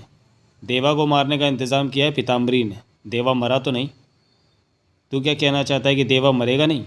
देखता रहे कि आगे होता है क्या। क्या होगा? सब कुछ तेरे को मैं ही बता दूंगा तो कर्म करने छोड़ देगा। तो बता दे, मेरे कर्म से तेरे को क्या नुकसान हो जाएगा? तेरा सब मैंने ही बता दिया था। वैसे भी तेरा भविष्य तेरे कर्मों पर निर्भर है। जैसे कर्म तू करेगा, तेरे भविष्य का निर्माण वैसा ही होगा। भविष्य कभी भी एक सा नहीं रहता। कर्म और कोशिश के आधार पर मेरे में बदलाव की उथल पुथल होती रहती है। ये काम तो हर पल जारी रहता है। कुछ तो बता मेरे को। बहुत कुछ बता दिया। अब तो तुझ पर ही है कि तू जो कर्म करेगा फल उसी तरह मिलेगा। मैं भविष्य हूँ, तेरा दोस्त नहीं हूँ। किसी का भी दोस्त नहीं हूँ। मेरे लिए सब एक से हैं। कर्मों के आधार पर ही सब कुछ तय होता है। आरोमा शांत सा खड़ा उसे देखता रहा। भविष्य पुनः कह उठा। बार बार तू मुझे तंग करेगा तो मैं तेरे से बात करना छोड़ दूंगा। मैंने तेरा निर्माण किया है। तू मेरे से बात करना नहीं छोड़ सकता। तू मेरा मालिक तो नहीं बन गया भविष्य के इस गोले को बनाकर। मेरा मन करेगा तो बात करूंगा, नहीं तो नहीं। तू चाहता है कि तेरे को बैठे बैठे सब कुछ हासिल हो जाए, मेहनत ना करनी पड़े। ऐसा तो मैंने नहीं कहा। यही मतलब है तेरा। वरना तेरे को देवा से मुलाकात करके शांत हो जाना चाहिए था। लेकिन तू तो अपने ही विचारों में उलझा हुआ है। कर्म ही नहीं करता। मेरे से बात करके तेरा ज़्यादा भला नहीं होगा। तेरे कर्म ही तेरा भला करेंगे। आरोमा शांत खड़ा रहा। अब मुझे ज़्यादा तंग मत करना, मैं बहुत व्यस्त रहता हूँ। तेरी आहट पर मेरी तंद्रा भंग होती है। देवताओं ने ये ज़मीन बना दी, तुम लोगों को बना दिया और तुम सबका भविष्य मुझ में डाल दिया। ऐसे में सारी समस्याएं लेखा जोखा मुझे ही तैयार करना पड़ता है। देवताओं से ज़्यादा मैं व्यस्त रहता हूँ। बेकार के सवाल पूछकर मुझे तंग मत करना। नहीं करूँगा। भविष्य मुस्कुराया। कभी कभी तू बहुत समझदारी की बातें करता है। मैंने तो अभी कोई ऐसी बात नहीं की कि तेरे को ये कहना पड़े। भविष्य के होंठ बंद हो गए, आंखें भी बंद कर ली। आरोमा वहाँ से बाहर निकलता चला गया। महाजन तय कर चुका था कि उसे महल से निकल जाना है। कमरे में आने के पश्चात वो बाहर न निकला था। न नगीना के पास गया था, न मोना चौधरी से मिला था, न ही मोना चौधरी उसके पास आई थी। इस वक्त महाजन पीछे बाग की तरफ की बालकनी में खड़ा था। सामने ही हरा भरा बाग बहुत अच्छा लग रहा था। फलदार वृक्ष झुके झुके से मन मोह रहे थे, परंतु महाजन का ध्यान इस खूबसूरती की तरफ नहीं था। उसके भीतर तो दंड उठा हुआ था। रह रहकर मोना चौधरी पर भी गुस्सा आ रहा था कि जिसे वो सखी सखी कहते थकती नहीं थी, उसी ने अब उसका जीना हराम कर दिया था। उसकी जान लेने जा रही थी। सामने ही पश्चिम दिशा में सूर्य छिप चुका था, परंतु उसकी सुरमई लाली अभी भी आसमान के अंतिम छोर में फैली हुई थी। आसमान के बीच बीच ठहरा सफ़ेद बादल का बड़ा सा टुकड़ा भी उसी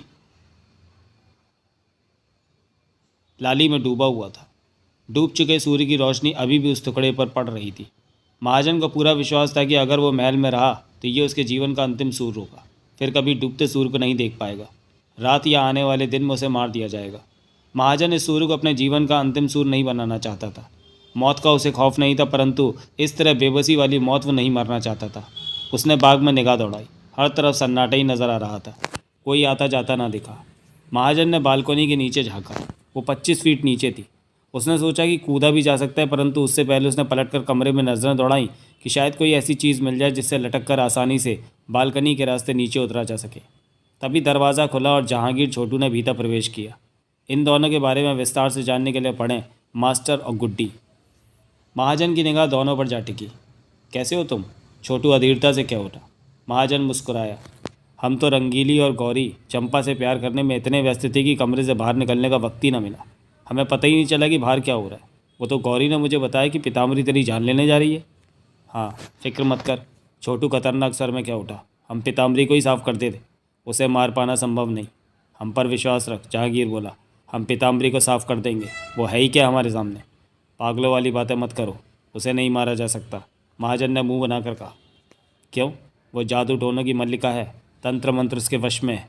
वो स्वयं ऐसी चीज़ों की निर्माता है और हर हाल में ऐसा इंतज़ाम करके रखती होगी कि कोई उस पर वार करे तो वार कामयाब ना हो। वो खतरनाक ही नहीं, जालिम भी है। लेकिन वो मोना चौधरी की पहचान वाली है। पिताम्बरी किसी की नहीं सुन रही, महाजन ने गहरी सांस लेकर कहा। अपनी ताकत के नशे में गुम है। इसमें कोई शक नहीं कि कम से कम अपनी धरती पर वो महान है। उसे कोई भी जिस्मानी क्षति नहीं पहुंचा सकता। छोटू और जहांगीर की नज़रें मिली। गौरी ने बताया कि आज रात या फिर सुबह तुम्हें ख़त्म कर दिया जाएगा। छोटू बोला। जानता हूँ। और तूने क्या किया बचाव में? जहांगीर की आंखें सिकुड़ी।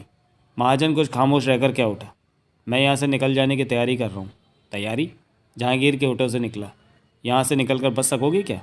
शायद। मेरे ख्याल में नहीं बच सकोगे, छोटू ने गंभीर स्वर में कहा। यह पिताम्बरी की नगरी है। यहाँ पर उसी का इशारा चलता है। यहाँ से निकलकर मजीरा भी नहीं पहुँचा जा सकता। हमें रास्ता नहीं मालूम। यहाँ रहकर मैं मौत का इंतज़ार नहीं कर।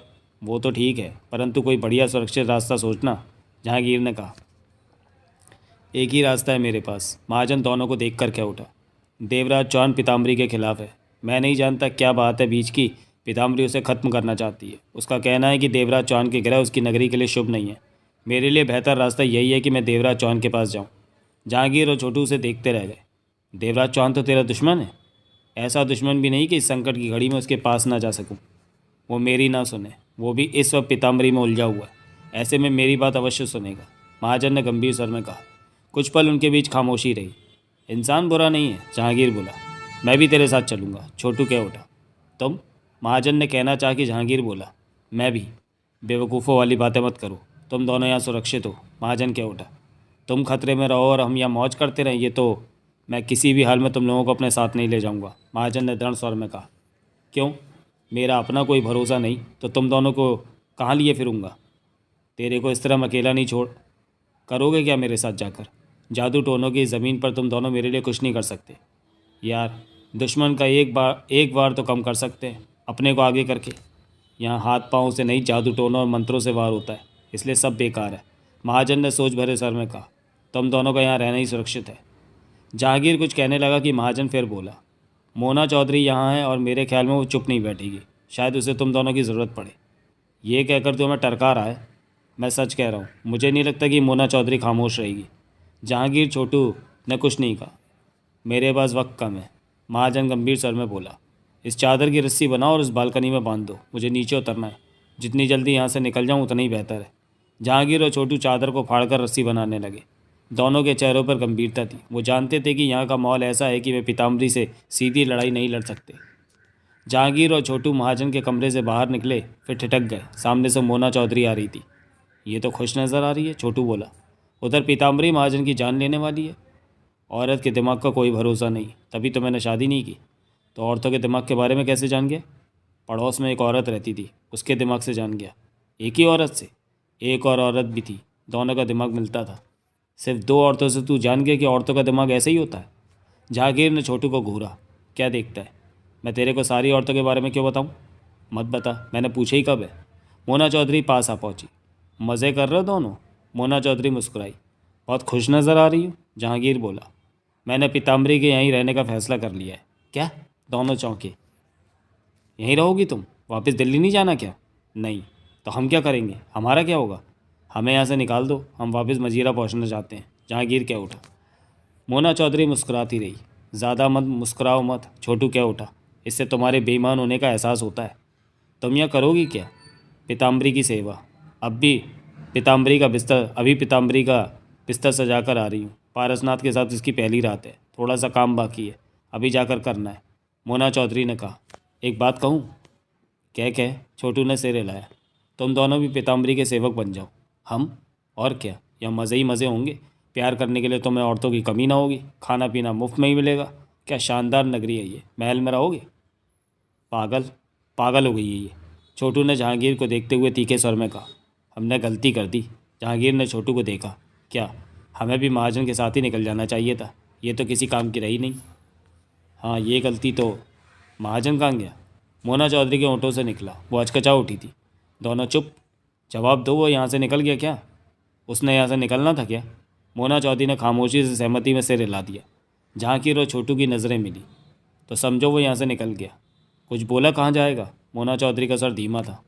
देवराज चौहान के पास। मोना चौधरी गंभीर निगाहों से दोनों को देखती रही। क्या सोच रही हो? कुछ नहीं। वो तुम्हारे दुश्मन देवराज चौहान के पास जाने को कह गया और तुम कहती हो कुछ नहीं। इस वक्त महाजन के लिए सबसे बड़ा मुद्दा अपनी जान बचाने का है, मोना चौधरी ने कहा। तो क्या देवराज चौहान उसकी जान बचा लेगा? मोना चौधरी ने जवाब में कुछ नहीं कहा। ये तो चुप हो गई। धूप होने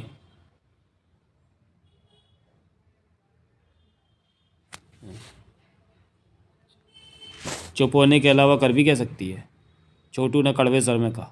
ऐसी बात नहीं है। मोना चौधरी गंभीर स्वर में क्या उठी। मैं चुप नहीं हुई, बल्कि तुम्हारी बात पर ही सोच रही हूँ कि क्या देवराज चौहान महाजन को पीताम्बरी से बचा लेगा। जवाब में यही कहूँगी कि आने वाला वक्त करीब ही है। जो भी होगा सब कुछ सामने आ जाएगा बहुत ही जल्द। क्या ये शर्म की बात नहीं है कि तुम्हारे होते हुए महाजन को भागना पड़ा? जहांगीर बोला। ज़रा भी शर्म की बात नहीं है, जबकि पीताम्बरी तुम्हारी सखी है। ये बात अवश्य शर्म की है। जहांगीर और छोटू की नज़रें मिली। पीताम्बरी की सेविका बन गई है मोना चौधरी और उसे कोस भी रही है। छोटू, बात क्या है? छोटू ने मोना चौधरी से पूछा। तुम दोनों भी पीताम्बरी के सेवक बन जाओ, मोना चौधरी ने कहा। क्यों? वो ज़्यादा देर तुम लोगों को मेहमान बनाकर नहीं रखेगी। चूँकि मैं उसकी सेवा में लग गई हूँ तो तुम्हारी अहमियत भी समाप्त हो गई है। मेहमान तो तुम खुद को समझो ही नहीं। मोना चौधरी का स्वर गंभीर था। वो बहुत जल्द तुम दोनों को ज़बरदस्ती अपना सेवक बना लेगी। इससे तो अच्छा है कि तुम दोनों स्वयं ही। हम किसी की नौकरी सिर झुकाकर नहीं कर सकते। बिल्कुल नहीं, छोटू ने इनकार में सिर हिलाया। खजाना पाने के चक्कर में हम खामाखाई इस जगह आ फंसे हैं। ऐसा मत कह, रंगीली भी तो यहाँ मिल गई, वरना वो नहीं मिलती। छोटू ने जहांगीर को घूरा। मुंह मत खोल, लार गिर जाएगी। तू मुंह बंद रख, वरना। पीताम्बरी की सेविका बनने के पीछे वजह है। क्या तुम लोग मेरा साथ दोगे? मोना चौधरी बोली। क्या वजह? कैसा साथ? मोना चौधरी ने धीमे और कम शब्दों में कुबेर के दाने के बारे में बताया। कुबेर के दाने का असर बताया। सुनकर दोनों ठगे रह गए। ये तो तुमने अजीब बात बताई। ये काम देवराज चौहान के साथ मिलकर कर रही हूँ मैं। देवराज चौहान से तुम्हारी बात कब हुई? ये बीच की बातें मत पूछो, मोना चौधरी गंभीर थी। लेकिन ये सब काम होगा कैसे? मैं बीच का मामला संभालूंगी, यहाँ का, और देवराज चौहान को खबर दूंगी। मतलब कि तुम कुबेर के दाने का पता लगाओगी? हाँ, अभी तक तो नहीं पता कि पीताम्बरी ने कुबेर का दाना कहाँ रखा हुआ है, मोना चौधरी ने कहा। तभी तुम पीताम्बरी की सेविका बनी। मोना चौधरी ने सहमति में सिर हिलाया। छोटू और जहांगीर की नज़रें मिली। कुबेर के दाने जैसी महत्वपूर्ण चीज़ को नष्ट करना ज़रूरी है क्या? जहांगीर ने पूछा। हाँ। क्यों? क्या हम उसे बेच नहीं सकते या अपने पास रख लेंगे कि? ये संभव नहीं। मोना चौधरी ने उन्हें कुबेर के दाने के बारे में और जानकारी दी। अगर ये बात है तो छोटू ने जहांगीर को देखा। हमें मोना चौधरी का साथ देना चाहिए। ठीक कहा, लेकिन मुझे महाजन की चिंता हो रही है। जहांगीर ने मोना चौधरी को देखा। महाजन की फिक्र मुझे भी है, लेकिन इस वक्त हम उसकी कोई सहायता नहीं कर सकते। कुबेर का दाना पाने के लिए हम तेरे साथ हैं मोना चौधरी, छोटू कह उठा। जहांगीर ने भी सहमति से सिर हिला दिया। मोना चौधरी नगीना के कमरे में पहुंची। उसे देखते ही नगीना खुशी से कह उठी, ओह मिन्नो, मुझे तो हैरानी हो रही है तेरे आने पर। तेरा मन साफ हो गया? मोना चौधरी ने गहरी निगाहों से नगीना को देखा। ऐसे क्या देखती है तू? ऐसे ही। बरबसी मोना चौधरी मुस्कुराई। कितनी अच्छी लगती है जब तू मुस्कुरा कर बात करती है, नगीना बोली। बैठ तो खड़ी क्यों है? पीताम्बरी देर से नज़र नहीं आ रही, उसे कम से कम अपने मेहमानों से तो मिलना चाहिए। मोना चौधरी नगीना को देखते सोच रही थी कि क्या इसे कुछ भी पता नहीं। बैठती क्यों नहीं? मुझे ही क्यों देखे जा रही है? मैं बेला हूँ, तेरी बहन। और अच्छा। मोना चौधरी पुनः हौले से हंसी। मुझे ना मालूम था कि तू मेरी बहन बेला है। लो, अब शरारत करने लगी, और पहले ठीक से बोलती भी नहीं थी। गुड्डी। तभी मोना चौधरी ने नगीना को देखते हुए पुकारा। अगले ही पल मोना चौधरी ने नगीना में ना समझ आने वाला अनजाना सा बदलाव देखा। बोल। अब नगीना की आंखों में कांच की सी चमक विद्यमान हो गई थी। कौन है? गुड्डी हूँ, तू बात कर। मैंने पीताम्बरी की गुलामी स्वीकार कर ली है, मोना चौधरी ने गंभीर स्वर में कहा। ठीक किया, लेकिन ये गुलामी नहीं, आवश्यक काम है, गुड्डी ने कहा। कुबेर के दाने के बारे में कैसे मालूम करूँ? ये तेरे ऊपर है, जो करना है जल्दी कर। जितनी देर होगी चौहान को उतनी परेशानी होगी। पीताम्बरी की तरफ से उसके लिए खतरे बढ़ते रहेंगे। आखिर वो कब तक बचेगा? तुम जो उसके साथ हो, मैं भी उसे कब तक बचाऊंगी? मेरे से चूक भी हो सकती है, गुड्डी ने कहा। क्या तुम मुझे कुबेर के दाने के बारे में नहीं बता सकती कि वो कहाँ पर है? मैंने कोशिश की थी, परंतु सफल नहीं हो सकी। पीताम्बरी ने वो कुबेर का दाना बेहद सुरक्षित कर रखा है कि उसके बारे में मेरी शक्ति भी जानकारी नहीं पा सके, गुड्डी बोली। तो मैं कुबेर के दाने के बारे में कैसे पता करूं? सीधा जिक्र करूंगी तो पीताम्बरी को शक हो सकता है कि मेरे इरादे ठीक नहीं है, मोना चौधरी ने सोच भरे स्वर में कहा। कुबेर के दाने के बारे में जानकारी पाना इतना कठिन हो रहा है कि उसे हासिल कर पाना तो बेहद असंभव बात होगी। वो काम चौहान करेगा, तेरे को चिंता चिंता करने की ज़रूरत नहीं। मुझे संदेह है कि वो कुबेर के दाने को हासिल कर पाएगा। क्या तुमने ये सब कहने के लिए मुझे बुलाया? मोना चौधरी को चुप रहकर बोली। मैंने जहांगीर और छोटू को भी अपने साथ इस काम में ले लिया। ये तुम्हारा काम है। महाजन शायद महल से निकल गया है। तुम अपने काम से मतलब रखो मोना चौधरी। कुबेर के दाने का पता करो, उसकी स्थिति स्पष्ट जानो। देवराज चौहान किधर है इस वक्त? नगरी की सीमा पर रुका हुआ है। वहाँ पर तो वो सुबह से है। हाँ, वो कई बार नगरी में आने के लिए उठने की कोशिश कर चुका है, परंतु मैं उसे समझाकर रोक रही हूँ। तुम अपना काम करो, मैं फिर आऊँगी। देव चौहान पर खतरा आने वाला है। अगले ही पल नगीना की आंखों में उभरी चमक गायब हो गई। मोना चौधरी की गंभीर निगाह नगीना पर ही थी। बैठो मिन्नो, तू खड़ी क्यों है? नगीना बोली। बैठकर बातें करते हैं। नगीना के हाव भाव से ये बात ज़रा भी महसूस ना हो रही थी कि उसे गुड्डी के आने जाने के बारे में कोई खबर हो पाई है। वो पूरी तरह सहज लग रही थी। मैं तो तेरे पास बैठने ही आई थी, परंतु कोई काम तो फिर हो जाएगा, नगीना बोली। तू तो कभी कभी। मैं फिर आऊँगी, मोना चौधरी पलटते हुए बोली। ठीक है, महाजन को ही भेज दे, दो बातें उससे कर लूँगी, नगीना बोली। मोना चौधरी टिटकी। पलट कर नगीना को देखा। क्या हुआ? वो व्यस्त है, मोना चौधरी गंभीर स्वर में बोली। फिर आएगा, कहने के साथ ही वो बाहर निकल गई। महाजन महल के कमरे की बालकनी से चादर पकड़कर नीचे उतरा। थोड़ी सी जगह बाकी रह गई थी, वो उसने कूदकर पूरी की। फिर ऊपर देखा। जहांगीर और छोटू ने वो चादर थाम रखी थी। अगले ही पल उन्होंने चादर ऊपर खींच ली। महाजन ने उन्हें बालकनी से हट जाने का इशारा किया तो वे दोनों पीछे हट गए और फिर बालकनी की तरफ न आए। महाजन ने बाग में नज़र डाली। हर तरफ सन्नाटा था, कोई न दिखा। वो सावधानी से महल के साथ साथ उस तरफ बढ़ा जिधर महल का गेट था। हर तरफ शांति थी। शाम डूबने को थी। महल के गेट की तरफ बढ़ा जा रहा था वो। आगे की कुछ जगह खुली थी। महल से कोई इस तरफ देख रहा होगा तो उसकी नज़र उस पर पड़ सकती थी, परंतु ये खतरा उठाना ज़रूरी था। रुकने का वक्त नहीं था। एकाएक महाजन महल के गेट की तरफ भाग खड़ा हुआ। महल का विशाल गेट खुला हुआ था। दाएं बाएं दोनों तरफ दो पहरेदार भाले थामे खड़े थे। उनकी निगाह भाग कर आते महाजन पर पड़ी तो वे चौंके और फौरन भालों के साथ गेट के बीचों बीच आ गए। पास पहुंच चुका महाजन ठिठका और मुस्कुराया। नमस्कार, महाजन ने कहा। बैठे बैठे थक गया तो सोचा घूम आऊँ। वो दोनों महाजन को घूरते रहे। रास्ता छोड़ो, क्या हुआ? तुम बाहर नहीं जा सकते नील सिंह। क्यों? देवी का हुक्म आ चुका है। नील सिंह बाहर जाना चाहे तो उसे रोक दिया जाए। सुना है तुम्हें मौत की सज़ा मिली है? किससे सुना है? बात है ना बनाओ, पलट कर वापस चले जाओ, एक पहरेदार ने कठोर स्वर में कहा। महाजन ने उनके हाथ में थमे भालों को देखकर कहा, सुना है इस नगरी में तंत्र मंत्र और जादू टोनों से वार होते हैं। हाँ, तो फिर ये भाले क्यों थाम रखे हैं? हम पहरेदार हैं और तंत्र मंत्र की विद्या नहीं जानते। हमें छूट है कि आवश्यकता पड़ने पर शत्रु पर हम भाले से वार कर सकते हैं, परंतु ऐसी आवश्यकता हमें आज तक नहीं पड़ी। मतलब कि तुम मुझ पर भाले चला सकते हो, अगर तुमने मजबूर किया तो। मैं भला क्यों मजबूर करूँगा? महाजन मुस्कुराकर दोनों को देखते हुए कह उठा। अगले ही पल महाजन फुर्ती से झपटा और एक का भाला खींचकर उसे धक्का दिया। वो नीचे जा गिरा। ये देखकर दूसरा उस पर भाले से वार करने लगा कि महाजन ने हाथ में थमा रखा भाला उसकी छाती में भोंक दिया। पहरेदार का हाथ हवा में उठा का उठा ही रह गया। भाला उसकी छाती में गड़ा था, फिर वो धप्प की आवाज़ के साथ पीछे को जा गिरा। वो मर चुका था। तभी नीचे गिरा पहरेदार उठा कि महाजन उस पर झपट पड़ा। दोनों गुत्थम गुत्था हो गए, नीचे गिरते चले गए। अगले ही पल पहरेदार लुढ़क कर घूमा और महाजन के ऊपर जा चढ़ा। उसका हाथ महाजन की गर्दन पर जा टिका। दबाव बढ़ने लगा। महाजन छटपटाया और पूरी ताकत से घूसा उसके चेहरे पर मारा। पहरेदार करा उठा, पकड़ ढीली हुई। महाजन ने उसे अपने ऊपर से धक्का दिया और नीचे गिरा दिया। इसके साथ ही फुर्ती से उठा और पास ही मरे पड़े दूसरे पहरेदार के सीने में घुसा भाला निकाला और अब तक खड़े हो चुके पहरेदार को निशाने पर ले लिया। पहरेदार घबराकर वहीं ठिठक गया। ये तुम ठीक नहीं कर रहे हो। इस प्रकार किसी की जान लेने की सज़ा मौत है। मेरी मौत की घोषणा तो पीताम्बरी कर चुकी है, महाजन कड़वे स्वर में बोला। एक शरीर को मौत की सज़ा एक बारी दी जा सकती है, फिर क्यों न 10 को मारा जाए।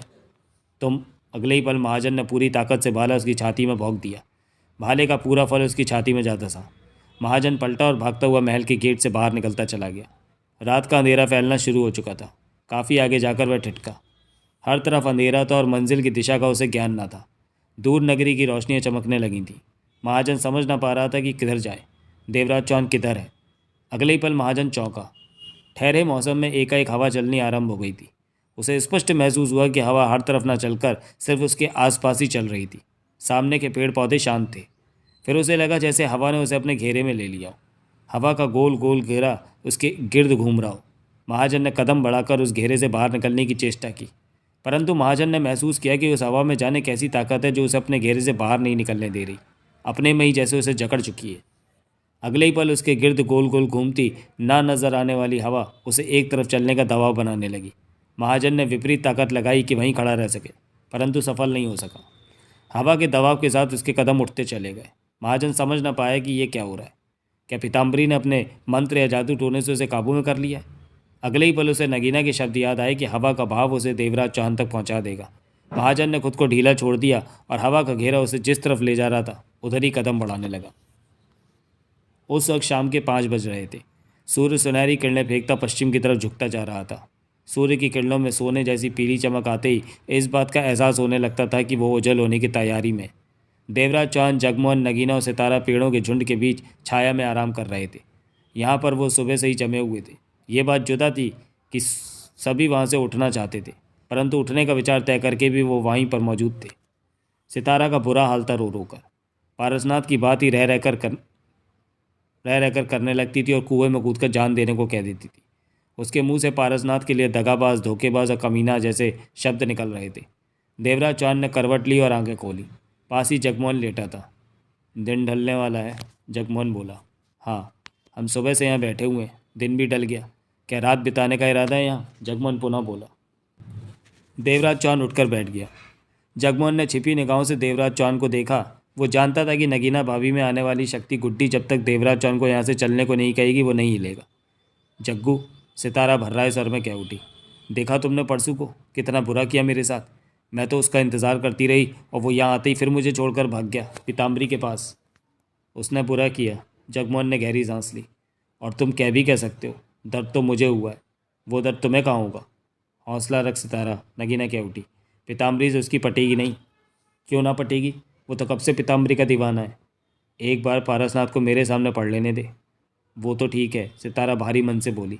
मैं सोचती हूँ कि महल में चली जाऊँ और पीताम्बरी से झगड़ा करके परसों को वापस ले आऊँ। ऐसा कभी भी मत करना। पीताम्बरी इतनी शरीफ होती तो पारसनाथ को कब का वापस भेज दिया होता। ये तो है, मेरे ख्याल से खाने के लिए कुछ फल तोड़ कर लाने चाहिए, जगमोहन ने कहा। मुझे भी भूख लग रही है, सितारा कह उठी। मैं फल तोड़कर लाता हूँ, कहते हुए जगमोहन उठा और पेड़ों के झुरमुट से बाहर निकलकर आगे बढ़ गया। ज़्यादा दूर मत जाना, सितारा कह उठी। वहाँ कई जगह फलदार वृक्ष लगे हुए थे। उन्हीं फलों को खाकर दिन भर उन्होंने गुजारा किया था। यही शुक्र था कि यहाँ पर खाने को कुछ मिल गया था। उदासी सितारा पुनः लेट गई और आंखें बंद कर ली। नगीना अपनी जगह से सरकी और देवराज चौहान के पास आ गई। चौहान। देवराज चौहान ने तुरंत गर्दन घुमाई। नगीना की आंखों में कांच की सी तीव्र चमक मौजूद थी, यानी कि उसमें नगीना का प्रवेश हो चुका था। खतरा तेरी तरफ बढ़ रहा है। खतरा? देवराज चौहान की आंखें सिकुड़ी। हाँ, तारा और मास्टर को महातांत्रिक ने तुम्हें खत्म करने के लिए भेजा है। तारा? देवराज चौहान के होठों से निकला। वो तो जंगल में तब मर गई थी जब जोबा की शक्ति उसमें आकर मेरी जान लेने की चेष्टा कर रही थी, और जगमोहन ने उसकी आंखों पर वार करके। ये सब विस्तार से जानने के लिए पढ़ें पूर्व प्रकाशित उपन्यास गुड्डी। दोनों की बातें बेहद धीमे से हो रही थी कि सितारा ना सुन पा रही थी। तारा मरी नहीं थी, तुम उसे मरने को छोड़कर आगे बढ़ गए थे, और महातांत्रिक ने तारा को पुनः स्वस्थ कर दिया था। तारा पुनः महातांत्रिक के पास जा पहुंची थी। ओह! देवराज चौहान के होंठ भिज गए। मास्टर को भी तुम जानते होगे? हाँ, वो मेरी जान लेने की चेष्टा कर रहा था, वो मजबूर था उसका कहा करने को। तांत्रिक भागवत ने उसे काबू कर रखा था, वो मजबूर था उसका कहा करने को। और अब क्यों आ रहा है मेरी जान लेने को? देवराज चौहान ने पूछा। अब वो महल के कैद खाने में था। आज़ाद करने की शर्त यही थी कि वो तुम्हें ख़त्म करे। भागवत की सहायिका खिरी मास्टर को मनी मन चाहने लगी है, वो भी उन दोनों के साथ आ रही है। महातांत्रिक ने खिरी को इसलिए उनके साथ रखा है कि वो उन दोनों पर निगाह रखेगी वे तुम्हें ख़त्म कर रहे हैं या नहीं। देवराज चांद के होंठ भिज गए। बोला, महातांत्रिक ने उन दोनों को क्यों भेजा है मेरी जान लेने को? वो तंत्र मंत्र इस्तेमाल कर।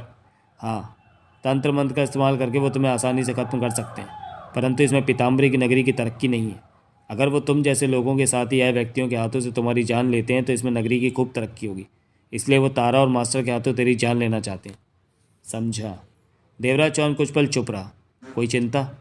नहीं। चिंता किस बात की? देवराज चौहान ने गुड्डी को देखा। तेरे को उनका मुकाबला करना है, मामूली बात है, देवराज चौहान ने कठोर स्वर में कहा। मैं उनसे निपट लूँगा। गुड्डी देवराज चौहान को देखती रही। मैं यहाँ पर कब तक बैठा रहूँगा? जब तक कि कुबेर के दाने का पता नहीं चल जाता कि पीताम्बरी ने वो कहाँ रखा हुआ है। कैसे पता चलेगा? मोना चौधरी पता करेगी। गुड्डी मुस्कुराई। मोना चौधरी? देवराज चौहान के माथे पर बल पड़े। तेरे और मोना चौधरी के ग्रह इतने मिलते हैं कि ये काम तुम दोनों को ही करना है, तभी पूरा हो सकता है। महल में इस वक्त मोना चौधरी मौजूद है जो कि कुबेर के दाने का पता लगा रही है। गुड्डी ने गंभीर स्वर में कहा। चौहान, कुबेर के दाने के बारे में तो किसी भी सूरत में जानकारी नहीं पा सकता। महल में प्रवेश करेगा तो पीताम्बरी जान जाएगी, जबकि वहाँ टिके रहकर ही कुबेर के दाने का पता किया जा सकता है। देवराज चौहान सिर हिलाकर कह उठा। तुम ठीक कहती हो। कुबेर का दाना पीताम्बरी ने बहुत सुरक्षित जगह पर रखा हुआ होगा, और जिसे तलाश करने के लिए काफ़ी सारा वक्त चाहिए, और ये काम वो अच्छी तरह कर सकता है जो महल में हो। लेकिन मोना चौधरी तो पीताम्बरी की खास है, और उसी ने पीताम्बरी को कुबेर का दाना रखने को दिया था। तो गुड्डी मुस्कुरा पड़ी। मोना चौधरी उसे वापस भी तो मांग सकती है कुबेर का दाना। पीताम्बरी की सफलता का कारण ही कुबेर का दाना है, तभी तो उसके जादू टोने मंत्र तुम्हारी दुनिया में अपने पाँव फैला रहे हैं। अगर वो कुबेर का दाना उसके पास से दूर चला गया तो पीताम्बरी का यश धीमा होता चला जाएगा। ओह, इसका मतलब मोना चौधरी ने कुबेर का दाना वापस मांगा उससे? हाँ, पीताम्बरी ने नहीं दिया। ओह, शायद तब मोना चौधरी क्रोध में आ जाती, परंतु मैंने पहले ही उसे समझा दिया था कि सब्र रखो। तुमने समझा दिया? तुमने उसे कैसे समझाया? वहाँ भी तो मौजूद हूँ, तुम्हारी पत्नी का रूप, जो कि मोना चौधरी की पूजने की बहन बेला है। ओह, नगीना में प्रवेश करके मैंने मोना चौधरी से बात की, तभी तो मोना चौधरी कुबेर के दाने का पता लगा रही है। देवराज चौहान हौले से सिर हिलाकर बोला। असली नगीना कौन सी है, ये या वो? गुड्डी मुस्कुरा पड़ी। दोनों। नहीं, असली तो एक ही होगी, देवराज चौहान ने सोच भरे स्वर में कहा। दोनों ही असली हैं, दोनों एक ही अंश की देन है, तो फिर एक नकली कैसे हो सकती है? गुड्डी ने कहा। तो दूसरी नगीना को तुमने इसलिए तैयार किया कि तुम्हें मालूम था ये वक्त आएगा, और एक नगीना महल में होगी तो उसके द्वारा तो मोना चौधरी को कुबेर के दाने की तलाश पर लगा सकोगी। तुम्हारी बात सही भी और गलत भी। क्या मतलब? मुझे मेरी शक्ति ने बहुत समय पूर्व इस बात का एहसास करा दिया था कि नगीना की ज़रूरत पीताम्बरी के महल में भी पड़ेगी। क्यों पड़ेगी ये ना जानती थी मैं। ऐसे में नगीना का अंश जो कि देवताओं के पास ही मौजूद रहता है, मेरे कहने पर देवताओं ने एक और नगीना का निर्माण फ़ौरन कर दिया, और उसमें से एक नगीना को ऐसे रास्ते पर डाला कि वो महल में पहुंच जाए। देवराज चौहान ने गहरी सांस लेकर कहा। तुम बहुत खतरनाक हो। गलत शब्दों का इस्तेमाल मत कर चौहान। गुड्डी कह उठी। गलत क्या? हम खतरनाक नहीं हैं, हम देवताओं की मामूली शक्तियाँ हैं, और जो काम करती हैं बेहतरी के लिए करती हैं। हम ज़रूरत पड़ने पर थोड़ा सा आगे का भविष्य देखकर उसी के मुताबिक अपने काम कर लेती हैं। देवराज चौहान गुड्डी को देखता रहा। मोना चौधरी आसानी से तुम्हारी बात मान गई? देवराज चौहान ने पूछा। हाँ, खास परेशानी नहीं आई। तुम्हारा नाम सुनते ही वो भड़क उठती है। गुड्डी मुस्कुराई। वो मुझे नीचा दिखाना चाहती है। ये तुम लोगों का मामला, तुम जानो। मैंने उसे समझाया कि कुबेर का दाना हासिल करके उसे नष्ट करना क्यों ज़रूरी है, तो वो तुम्हारे साथ काम करने को मान गई। गुड्डी ने कहा। कब तक वो पता कर लेगी कि कुबेर का दाना पीताम्बरी ने कहाँ सुरक्षित रखा है? देवराज चौहान ने कहा। मोना चौधरी ने कोशिश शुरू कर दी है, लेकिन ये काम आसान नहीं। देवराज चौहान सिरे लाकर रह गया। पता चलते ही मैं तुम्हें सारे हालात की खबर दूंगी। उसके बाद देवता भी तेरे इस जन्म का जौहर देखेंगे। जौहर? देवराज चौहान की आंखें सिकुड़ी। तू तो माहिर है चौहान, कैसी भी सुरक्षा में रखी चीज़ उठा लाने को। तेरे को सबसे बड़ा डकैती मास्टर कहते हैं तेरी दुनिया के लोग। ये भी तेरा इस जन्म का जौहर है। ऐसे में देवता भी देखेंगे कि क्या तू कहाँ से कुबेर का दाना ला पाता है। मैंने कभी भी सफल होने का दावा नहीं किया, सिर्फ कोशिश ही की है सफल होने की। ये तो जानूँ, ये तू जान, तेरा काम। देवराज चौहान गुड्डी को देखता रहा। महाजन मेरी तरफ आ रहा है, गुड्डी बोली। महाजन तेरी तरफ आ रहा है, गुड्डी बोली। महाजन? चौंका देवराज चौहान। हाँ, वो तो महल में मोना चौधरी के साथ मेहमान बना हुआ। स्थितियाँ बदल चुकी हैं, महल में बहुत कुछ हुआ। गुड्डी कह उठी। महाजन ने महातांत्रिक पर हाथ उठाया, उसे मारा, जो कि इस नगरी के नियमों के मुताबिक बड़ा जुर्म माना जाता है, और ऐसा करने वाले को मौत की सज़ा दी जाती है। यहाँ पर किसी ने वार करना हो तो वो तंत्र मंत्र या जादू टोने से कर सकता है। हाथ पांव से किसी पर यहाँ वार नहीं किया जा सकता। और महाजन ने महातांत्रिक के साथ ऐसा किया। देवराज चौहान कह उठा। हाँ, गुड्डी ने कहा। परंतु मोना चौधरी को भरोसा था कि वो पीताम्बरी से इस बारे में बात कर लेगी कि महाजन ने अनजाने में महातांत्रिक पर हाथ उठाया, और ऐसा हुआ नहीं। ठीक सोच लिया तूने चौहान। मोना चौधरी को उस वक्त बहुत तकलीफ हुई जब पीताम्बरी ने यहाँ के नियमों की दुहाई देते हुए महाजन की सज़ा सख्ती से बरकरार रखी। चूँकि मैंने पहले ही मोना चौधरी को इशारा दे दिया था कि वो क्रोध में ना आए, तो मोना चौधरी ने अपने पर सब्र रखा। यूँ तब तक तो वो यही समझती रही कि वो बेला से बात कर रही है। फिर जब दोबारा मैंने मोना चौधरी से बात की तो अपने गुड्डी होने का राज खोला। ओह, तब मैंने उससे कहा था कि कुबेर का दाना पीताम्बरी से वापस ले। ये सब बातें तुम्हें बताने का मतलब है कि सब बातों को जान लो कि महल में कैसे हालात है, गुड्डी ने शांत स्वर में कहा। तो ये वजह रही कि मोना चौधरी पीताम्बरी के खिलाफ हो गई, देवराज चौहान बोला। हाँ, इस वक्त मोना चौधरी महल में पीताम्बरी की सेविका के तौर पर काम कर रही है, और उसकी तलाश है कुबेर का दाना की, कि पीताम्बरी ने उस दाने को कहाँ सुरक्षित रखा हुआ है। समझा। तुम महाजन के बारे में बता रही थी? हाँ, महाजन की मौत पीताम्बरी ने निश्चित कर दी है, गुड्डी ने बताया। कल का दिन महाजन के लिए उसकी ज़िंदगी का आखिरी दिन होगा, और मोना चौधरी उसका बचाव नहीं कर पा रही। बचाव करती है तो उसे पीताम्बरी की दुश्मनी मोल लेनी होगी, और तब भी वो महाजन की जान नहीं बचा सकती, बल्कि कुबेर के दाने की तलाश से भी जाएगी। ऐसे में उसने हालात से समझौता कर लिया। उधर अपनी जान बचाने के लिए महाजन ने चुपके से महल छोड़ दिया और 2 पहरेदारों को भाले से मार दिया। देवराज चौहान गुड्डी को देखे जा रहा था। मैं महाजन को इधर ही ला रही हूँ, गुड्डी ने कहा, क्योंकि उसे सहारे की ज़रूरत है अनजान धरती पर, और तुम्हें भी ऐसे लोगों की ज़रूरत है जो पीताम्बरी के खिलाफ हो। समझ गया। तेरे और मोना चौधरी के बीच में एक तार का काम कर रही हूँ। तुम दोनों को जोड़ दिया है। अब एक ही मुद्दे पर तुम दोनों काम कर रहे हो। इस बात का ध्यान रखना चौहान, अपनी दुश्मनी भूल जाना। देवराज चौहान ने कुछ नहीं कहा। सबसे पहले कुबेर का दाना, बाद में कोई और बात। हाँ, ऐसा ही होगा, देवराज चौहान ने धीमे स्वर में कहा। मास्टर और तारा खिरी के साथ पास ही हैं, गुड्डी बोली। पास ही? हाँ, वो घात लगाए बैठे, उनका इरादा अंधेरा होते ही तुम लोगों पर हमला करने का है। देवराज चौहान चौंक उठा। क्या हुआ? जगमोहन फल लेने गया है, वो दोनों उसे घेर सकते हैं। देवराज चौहान बेचैनी से कह उठा। ऐसा होगा, परंतु तू चिंता मत कर, सब ठीक हो जाएगा, गुड्डी ने कहा। कैसे ठीक होगा? सारी बात तेरे को नहीं बता सकती, अभी बहुत कुछ बदलना बाकी है। इस नगरी में पल प्रतिपल हालात बदलेंगे, विचार बदलेंगे, होना कुछ होगा और हो जाएगा कुछ। यहाँ पर कुछ भी स्थायी नहीं है। देवराज चौहान गुड्डी को देखता रहा। कोई परेशानी? नहीं, मैं ठीक हूँ। जैसे हालात सामने आए वैसे ही काम करना। मुझे कब तक यहाँ रहना होगा? जब तक मोना चौधरी कुबेर के दाने की खबर नहीं पा लेती, गुड्डी ने गंभीर स्वर में कहा। देवराज चौहान ने डूबते सूरज को देखा। कुछ ही देर में अंधेरा हो जाएगा, मास्टर और तारा से सतर्क रहना, मैं जा रही हूँ। अगले ही पल नगीना की आंखों में उभरी चमक गायब हो गई। जगमोहन नहीं आया, देर हो गई उसे गए, नगीना कह उठी। देवराज के चेहरे पर सोच के भाव उभरे, फिर क्या उठा, आ जाएगा। पास वाले पेड़ के फल समाप्त हो गए थे, वो आगे वाले पेड़ों की तरफ गया होगा, सितारा कह उठी। मैं तो इसलिए चिंतित हो रही हूँ कि अंधेरा हो रहा है।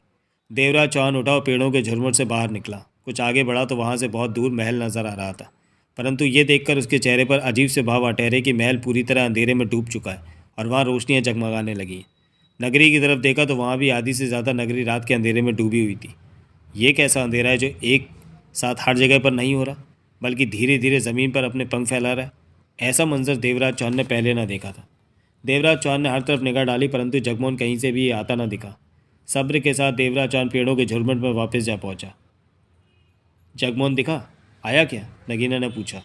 आ जाएगा, देवराज चौहान ने कहा और पास ही बैठ गया। उसे जगमोहन की वापसी का इंतज़ार था। तभी सितारा उठ बैठी और देवराज चौहान से बोली, हम परसों के पास कब चलेंगे देवा? जल्दी, लेकिन वो तो महल में है। मैं तेरे को महल में ले चलूँगा सितारा, ढूंढ लेना परसों को, लेकिन कुछ इंतज़ार के बाद। देवराज चौहान ने कहा, अभी हमारे चलने में कुछ वक्त है, लेकिन तेरे को साथ अवश्य ले चलेंगे।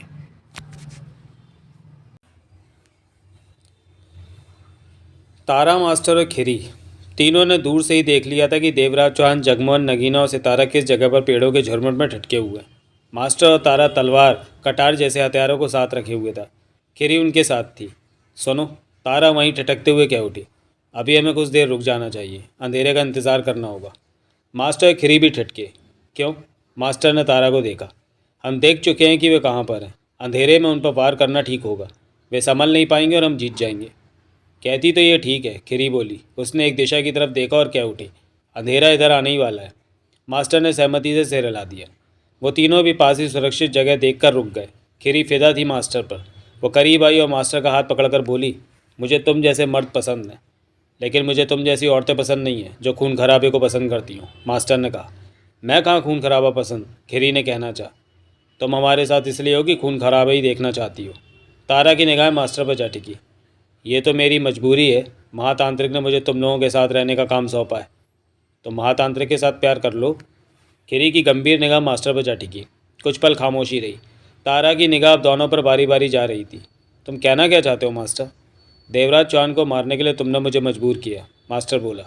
इस काम के लिए मैं तुम्हें तैयार न करती तो तुम कैद में ही रहकर अपनी जान गंवा देते। तो तुम दावा करती हो कि तुम मुझसे प्यार करती हो? क्यों नहीं, खिरी ने दृढ़ता भरे स्वर में कहा। मुझे विश्वास दिलाओ। कैसे? मेरा साथ देकर। साथ दे तो रही हूँ। मैं देवराज चौहान की जान नहीं लेना चाहता, इस बात में मेरा साथ दो।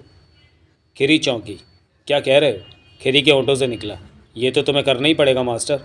मैं नहीं करना चाहता, मास्टर ने दृढ़ता भरे स्वर में कहा। क्या तुम मेरा साथ दोगी? नहीं, यह असंभव है। खिरी ने सूखे होठों पर जीभ फेरी।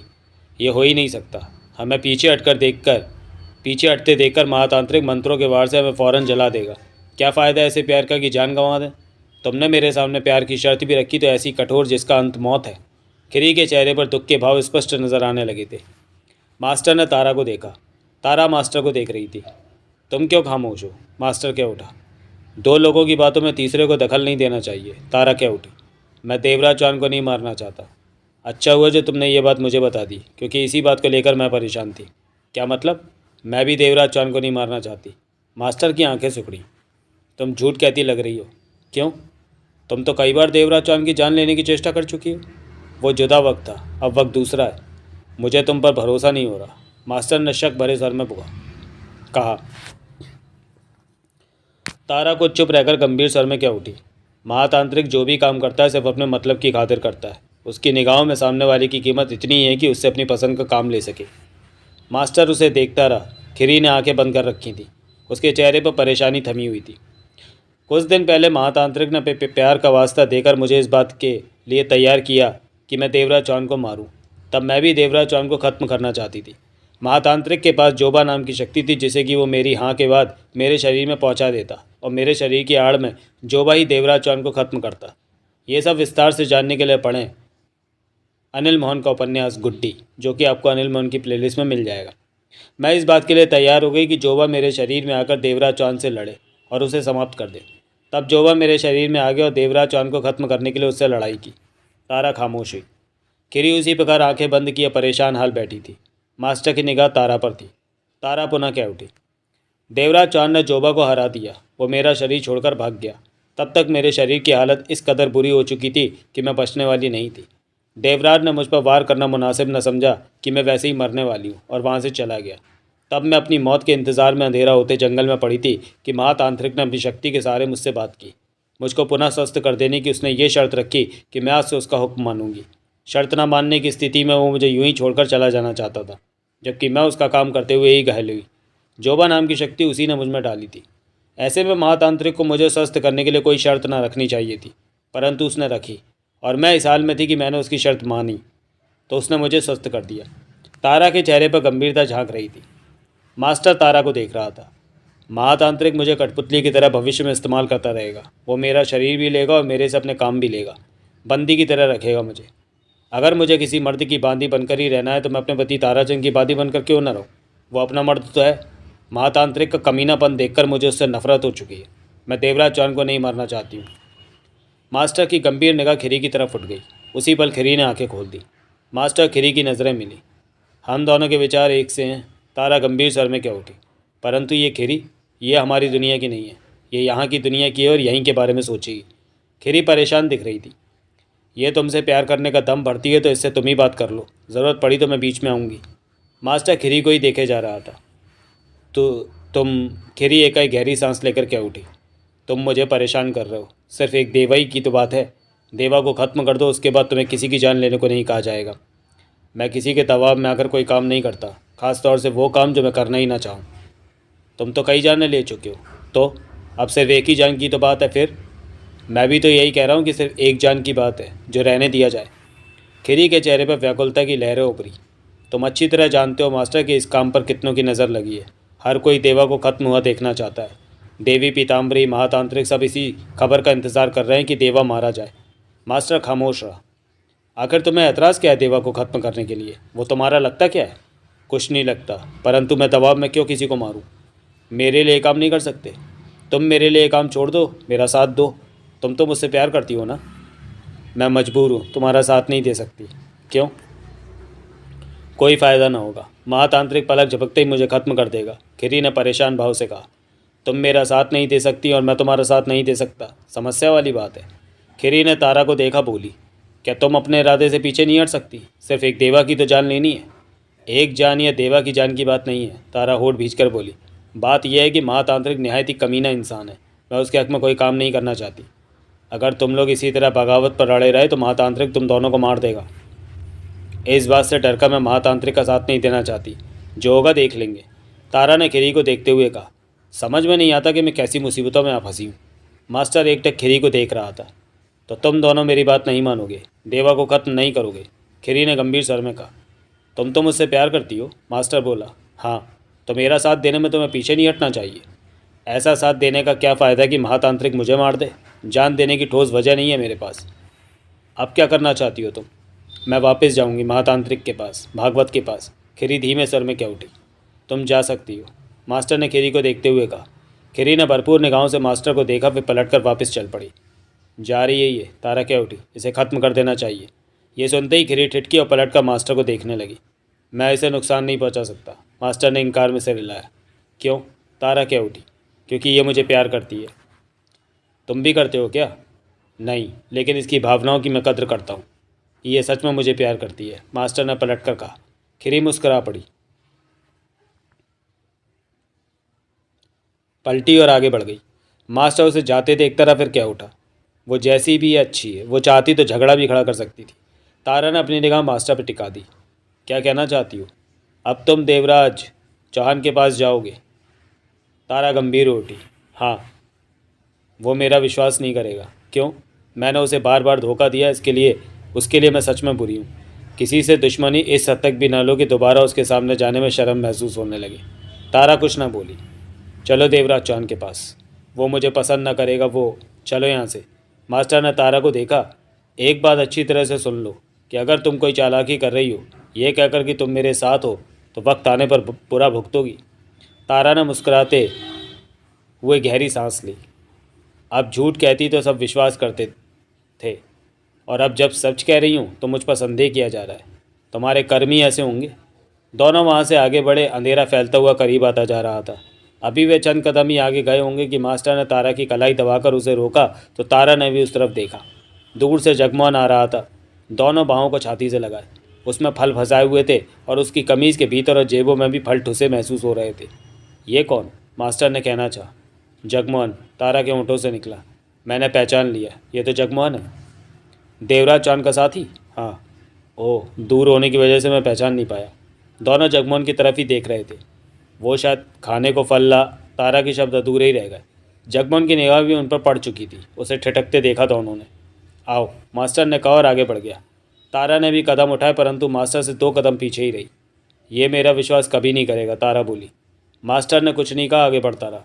जगमोहन और उनमें फासला कम होता जा रहा था। जगमोहन की आंखें सिकुड़ी थी, चेहरे पर अजीब सी कठोरता आ गई। मास्टर और तारा को उसने पहचान लिया था। दोनों ही दुश्मन थे उनके। तारा को जिंदा पाकर उसे बेहद आश्चर्य हुआ था। एकाएक जगमोहन नीचे झुका और भावों में समेट रखे फलों को नीचे रख दिया। वो सतर्क था और हर तरह के हालात के लिए तैयार था। दोनों के पास तलवारें और कटारे वो देख ही चुका था। मास्टर 4 कदम पहले ही रुक गया। तारा भी ठिठक गई। मास्टर को देखने के बाद तारा से कह उठा जगमोहन, तुम्हें जिंदा पाकर सच में मुझे हैरानी हुई। मैं भी जब ठीक हो गई थी तो सच में उस वक्त मुझे हैरानी हुई थी, तारा मुस्कुराई। गलती हमारी थी, जगमोहन दांत पीसकर बोला। उस वक्त तुम्हारा गला काट देना चाहिए था। तारा ने कुछ न कहा। जगमोहन ने मास्टर को देखा। तुम मास्टर अच्छा खेल खेलते हो मजीरा में हमारे साथ। पूरी कोशिश की हमारी जान लेने की। मैंने कुछ नहीं किया, मेरे से करवाया गया, मास्टर ने गंभीर स्वर में कहा। जगमोहन कठोर निगाहों से मास्टर को देखता रहा। तांत्रिक भागवत ने मुझे मंत्रों द्वारा अपने वश में कर लिया था और मैं उसका कहा मानने को मजबूर था। यह सब विस्तार से जानने के लिए पढ़ें मास्टर। मैं तुम्हारी बात का कभी भी विश्वास न करता, परंतु ये बात हमें मनसुख की वजह से पता चल गई थी। देवराज चौहान की खिरी से बात भी हो गई थी। जो भी हो, तुमने बेवजह हमसे दुश्मनी निकाली। मैं मजबूर था, जबकि मेरी ऐसी कोई मंशा न थी। जगमोहन ने बारी बारी दोनों पर निगाह डालकर कहा, हमारे 2 पुराने दुश्मन एक साथ सामने हैं तो यकीनन कोई खास बात ही होगी। उसकी निगाह मास्टर पर जा टिकी। मुझे ये खबर नहीं थी कि मास्टर भी पीताम्बरी की नगरी में आ पहुंचा है। तांत्रिक भागवत मुझे मजीरा से कैद करके यहाँ लाया था, मास्टर ने कहा। मेरे रास्ते में क्यों आए? हमें महातांत्रिक ने देवराज चौहान को खत्म करने भेजा है, कहते हुए मास्टर ने तलवार निकाली। जगमोहन के चेहरे पर खूंखारता नाच उठी। तारा ने अचकचाकर मास्टर से कहा, यह क्या कर रहे हो मास्टर, तुम तलवार? अगले ही पल मास्टर ने तलवार जगमोहन की तरफ ज़मीन पर फेंक दी। कटार निकालकर भी फेंकी और मुस्कुराते हुए शांत स्वर में कह उठा, परंतु हमारा ऐसा कोई इरादा नहीं है। नई चाल खेल रहे हो? जगमोहन गुर्रा उठा। विश्वास करो, मास्टर ने देवराज चौहान से ना तो पहले चाल खेली ना अब। मैं किसी के दबाव में कोई काम नहीं करता और देवराज चौहान को ख़त्म करने का काम मुझसे दबाव में लिया जा रहा है। मौका मिलते ही मैं अपने रंग में आ गया हूँ। मजीरा का मास्टर हूँ मैं, और लोग मुझे यूं ही मास्टर नहीं कहते। कुछ तो मुझ में बात होगी।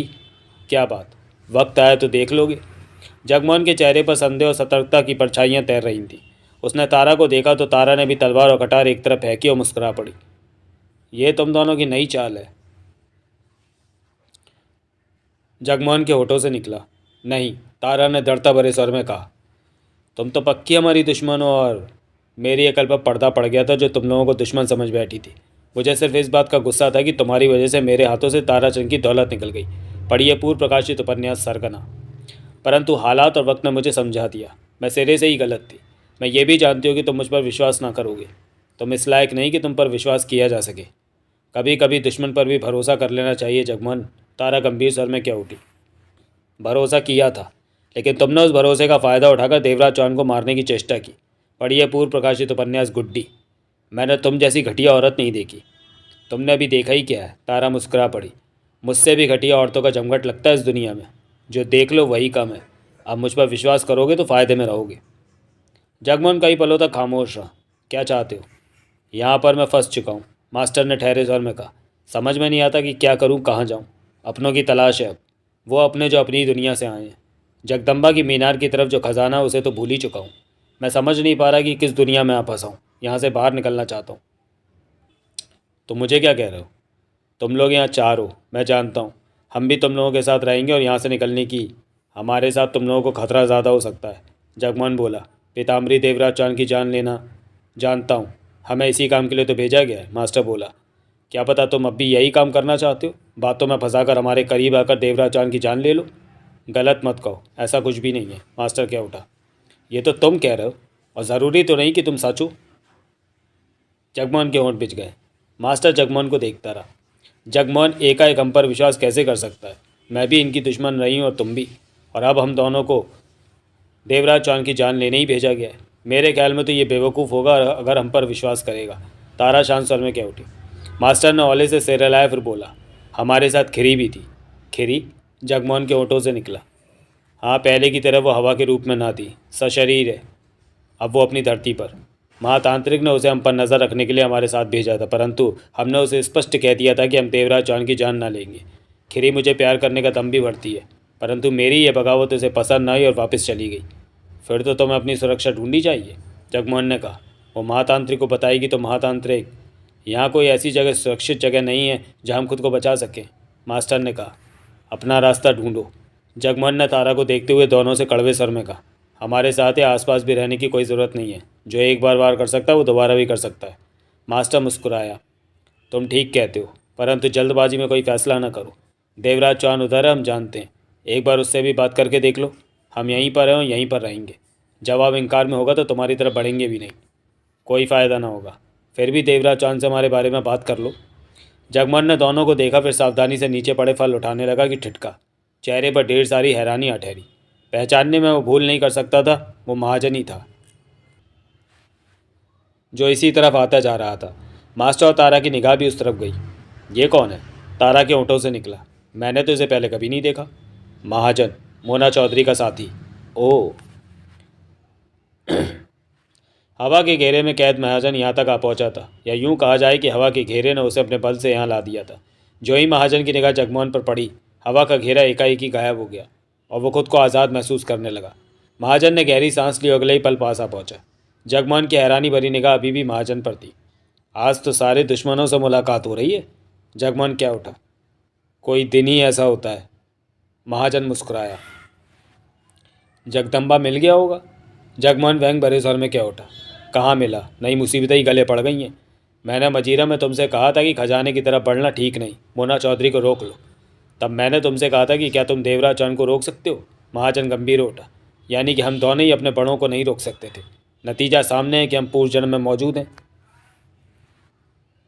ठीक कहते हो। महाजन ने मास्टर को देखा। तो मास्टर भी यहाँ हैं। महाजन उसे देखते ही क्या उठा। जगमोहन के पास तुम्हें देखकर तो मुझे बहुत हैरानी हो रही है। तुम तो मजीरा में हमें देवराज चौहान से भिड़ा देने के लिए जोर लगा रहे थे। पढ़िए पूर्व प्रकाशित उपन्यास मास्टर। मास्टर मुस्कुरा पड़ा। तब ये तांत्रिक भागवत के प्रभाव में था, उसी के इशारों पर नाच रहा था। जगमोहन गंभीर स्वर में बोला। ये तुम जानो। महाजन की निगाह तारा पर जा टिकी। ये कौन है? तारा, जगमोहन ने बताया। मुंबई के सरगना ताराचंद की पत्नी। ओह, लेकिन ये यहाँ कैसे? अपने पति की दौलत हड़पने का प्लान बना रखा था, लेकिन कामयाब नहीं हो सकी और भटकते भटकते यहाँ पहुँची। इसके बारे में बताने में बहुत वक्त लग जाएगा, ये फुर्सत की बातें हैं। जगमोहन बोला। तुम तो महल में पीताम्बरी के मेहमान हो, फिर यहाँ कैसे आ पहुँचे? क्या अकेले हो? हाँ, और रही मेहमान की बात, तो उस मेहमान नवाजी से बचकर महल से भाग निकला हूँ। क्यों? जगमोहन की आंखें सिकुड़ी। मौत दी जा रही थी मुझे, क्योंकि मैंने महातांत्रिक की हाथ पैर से पिटाई कर दी थी, और यहाँ इस तरह की पिटाई को जुर्म माना जाता है। महाजन ने तीखे स्वर में कहा।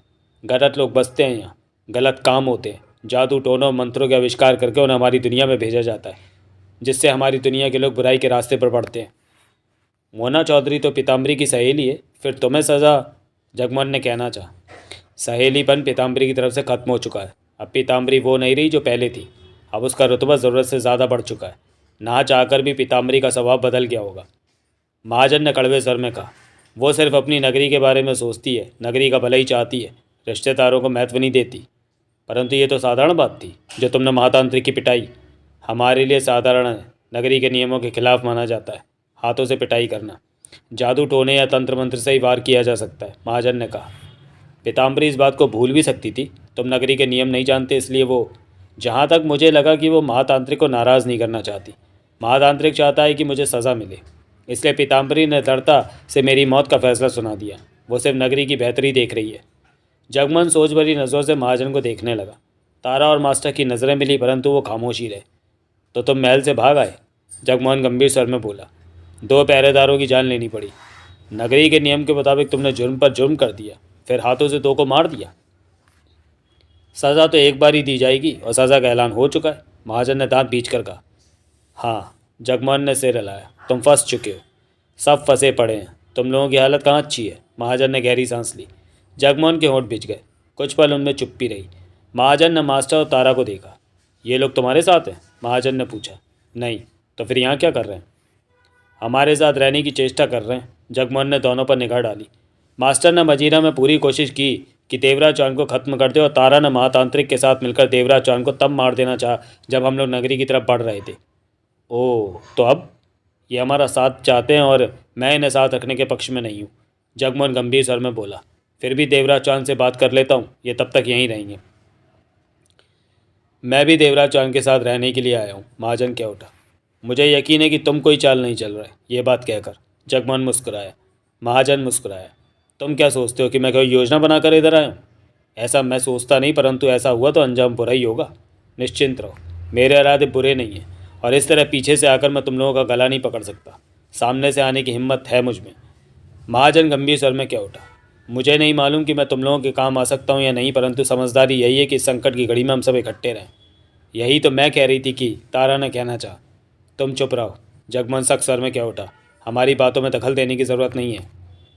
सुना तुमने? तारा ने गहरी सांस लेकर मास्टर से कहा। मैंने कर्म ही ऐसे किए हैं कि ये मेरी बात का भरोसा नहीं करेगा। मैंने तुम्हें पहले ही कहा था कि इतने बुरे भी कर्म ना करो कि दोबारा नज़र में लाने की हिम्मत इकट्ठी न कर सको। मास्टर ने सिर हिलाकर कहा। भविष्य में अच्छे काम करने की कोशिश करना। तारा गहरी सांस लेकर रह गई। जगमोहन ने महाजन से कहा, आओ मेरे साथ ये फल उठाओ, देवराज चौहान के पास चलते हैं। अंधेरा हो चुका है, वो चिंता कर रहा होगा। जगमोहन और महाजन फल उठाने लगे। हम यहीं रहेंगे, तुम्हारे जवाब का इंतज़ार करेंगे, मास्टर ने शांत स्वर में कहा। हाँ हो या नहीं, हमें बता जाना कि ताकि हम अपने लिए कोई बचाव का रास्ता तैयार कर सके। खिरी ने अब तक वापस जाकर महातांत्रिक को बता दिया होगा कि मैं और तारा उसे धोखा दे रहे हैं। शायद वो हम पर कोई मंत्र या जादू टोने से मारण वार करने की चेष्टा कर रहा होगा। जल्दी जवाब दे जाऊंगा तुम्हें, जगमोहन ने कहा। जगमोहन और महाजन फल उठाकर उस तरफ बढ़ गए जिधर देवराज चौहान था। उधर आग जल रही थी। रोशनी के लिए देवराज चौहान ने आग जला ली होगी। तारा और मास्टर की नज़रों से दोनों दूर हो गए। दोनों के चेहरों पर गंभीरता थी। क्या हमने ठीक किया महातांत्रिक से बगावत करके? तारा ने पूछा। बिल्कुल ठीक किया। मुझसे वो ताकत के दम पर यह काम लेना चाहता था। हाँ, मेरे साथ भी कुछ ऐसा ही था। क्या करेगा महातांत्रिक अब? वो हमें छोड़ेगा नहीं। ठीक कहती हो, वो हमें मार कर दम लेगा। हर तरफ मुसीबत ही है। तारा गहरी सांस लेकर कह उठी। देवराज चौहान मुझे तो अपने साथ रखेगा नहीं। क्या पता, मास्टर ने कहा और पास ही घास पर बैठ गया। अंधेरा घिर आया था, उन्हें हर तरफ अंधेरा ही दिखाई दे रहा था। तो चलिए दोस्तों, वीडियो को यहीं समाप्त करते हैं और मिलते हैं मंत्र के चौथे भाग में अगले वीडियो में। तब तक के लिए धन्यवाद।